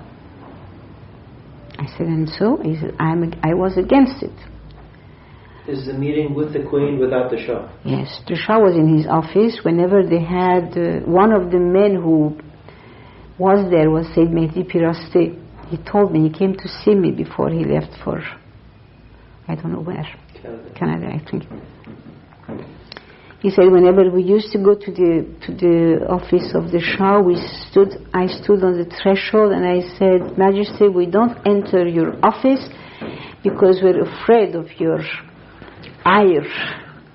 So we want to have a way to rush back. And the Shah was very, very upset. I don't know who decided on that. My husband was very upset. He said, all right, do you think it's necessary? Who said, the Shah? Shah. Who was there?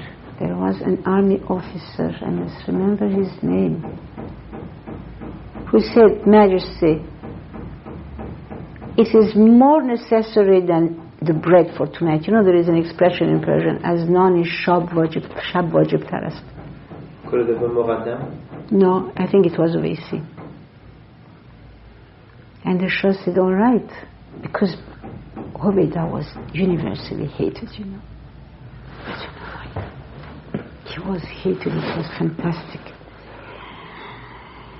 So my husband and Hoveyda knew each other since they were children.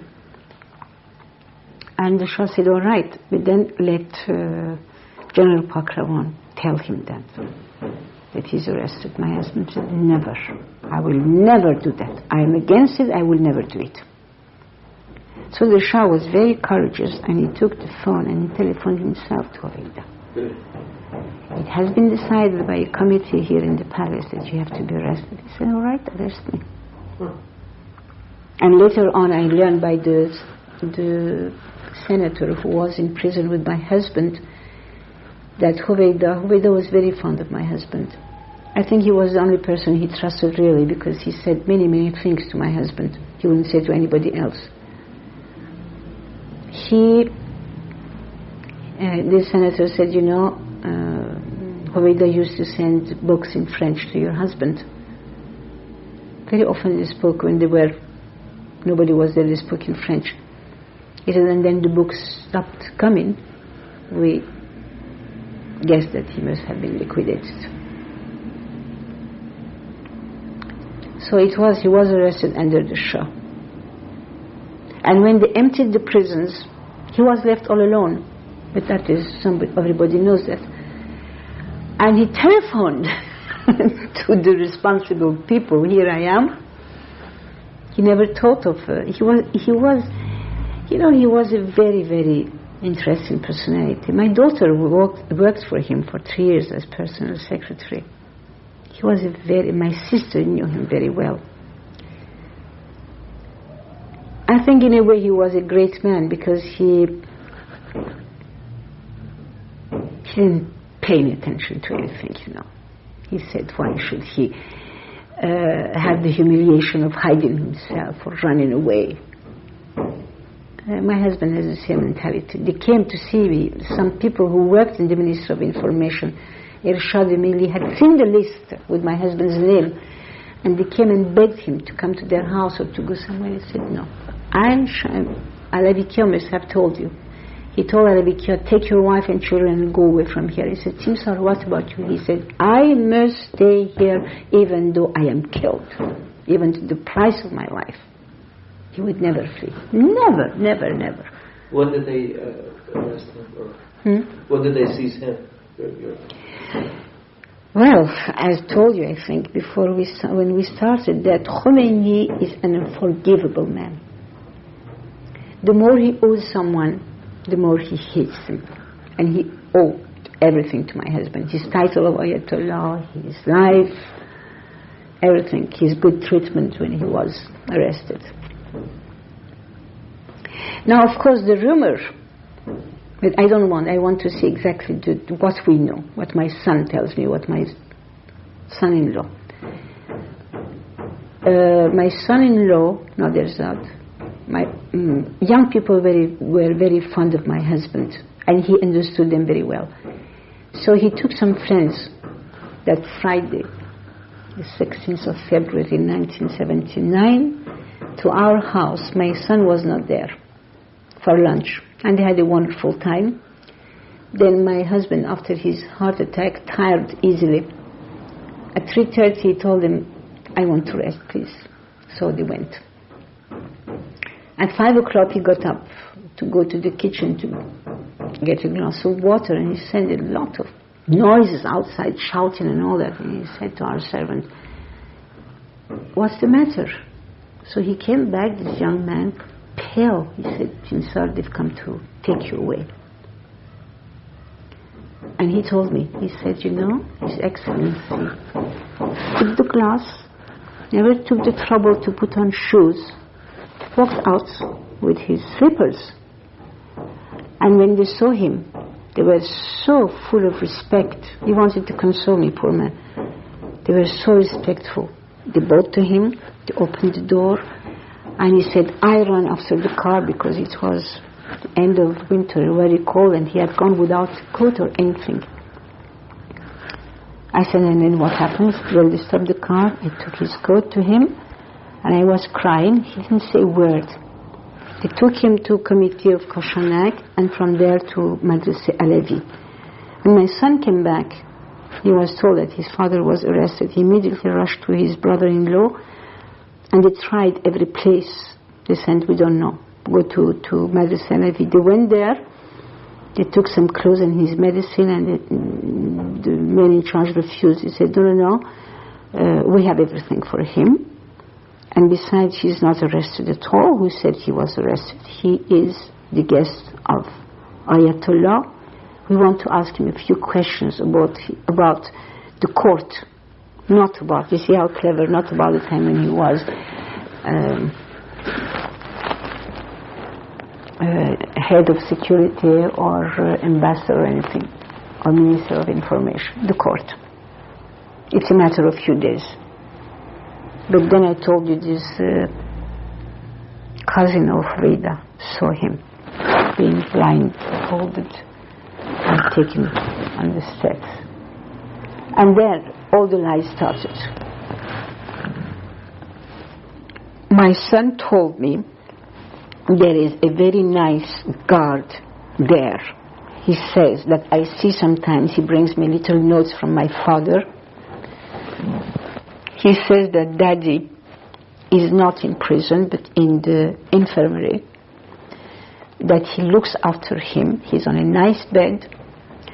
He brings the barber every other day. He washes his clothes. He gives him very good food, and the doctor is always there in attendance.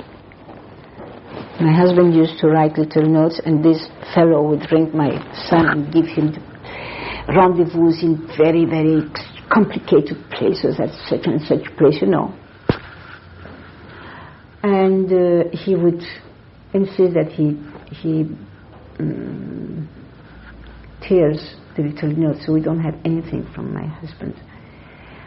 And every time my husband would say, give him 500 tumans, give him, he's very nice to me. But actually I heard from the senator who was with him, he said it wasn't at all like that. He wasn't at all. He was straight away after a few days put into prison with no mattress, no bedding, nothing. You remember seeing images and photos of Hoveyda, but he was at least on the mattress. My husband was on the floor. And it was the Red Cross, International Red Cross, that after a month obliged them to give beddings to the prisoners. And he said, I said, but who was this nice man? He said, oh, well, there was a man whom we used to give money. He was a little better than the others. We used to give him money to buy books for us. And he refused. He brought us religious books. But your husband wanted Masnavi. And it's funny because my husband was never interested in poetry, even in French poetry. But there the senator told me that he asked him to teach him Turkish, because the senator was from Azerbaijan, and also to read poetry to him, Masnavi especially. And he said, he told me, read me a part, and at 9 o'clock every night asked me to recite it to you. And he said he recited it perfectly well. Then he did something which I never told anybody. He went on a hunger strike. He told the senator who was showing him the photos of his wife and his children, that are you very fond of them? He said, yes. He said, are you going to swear to keep secret what I'm going to tell you? I have to tell you something. And the senator told me, he said, I had never met your husband. I said, my God, it's true he has a very, very good reputation, but still he was head of Savat. Perhaps he did something he was to confess to me. He said, okay. He said, I'm going to go on hunger strike, but I don't want it to be known. It's not as a protest. He said, the discipline. I know the world championship was 49 days, I think, or 45 days. I want to see if I can break it. So he said he went on for 35 days, drinking nothing but water and tea without sugar. He said one day I put sugar in his tea, he would refuse it. And it surprises me because my husband liked tea and coffee very, very sweet. He said, and he was fantastic. He was a hero, he was a saint, he's a martyr, but he's a saint. I said, how come? He said he was so detached. He had reached such a high spiritual level. I was amazed. He said, one day he smiled. He said, it's funny. I've never lived in such, even in the army, in such complete denouement, how do you say, had nothing. No kind of material comfort at all. The worst possible material conditions. I know what's going to happen to me. It will be the machine gun. But I've never felt so well. He said, I have not been eaten for 35 days and I feel perfectly well. But one thing, he started to smoke, which was that he knew that he was going to be condemned. Because my son told me, because, somehow all the secrets come out, that the interrogator told somebody who told my son that when they opened his file, his so-called file, they never allowed my son to see it because they said the instructions were going on, the inquiries were going on. It wasn't true. Because when they opened his file, there was only one piece of paper, and that was the testimony of a young man who had been arrested under my husband, and who gave a testimony to the human treatment that he had and how General Pokrovan released him very soon, had him released very soon. So he knew, and he said 3 days before what I understood later was his execution day, he was taken from my cell, and I never heard of him.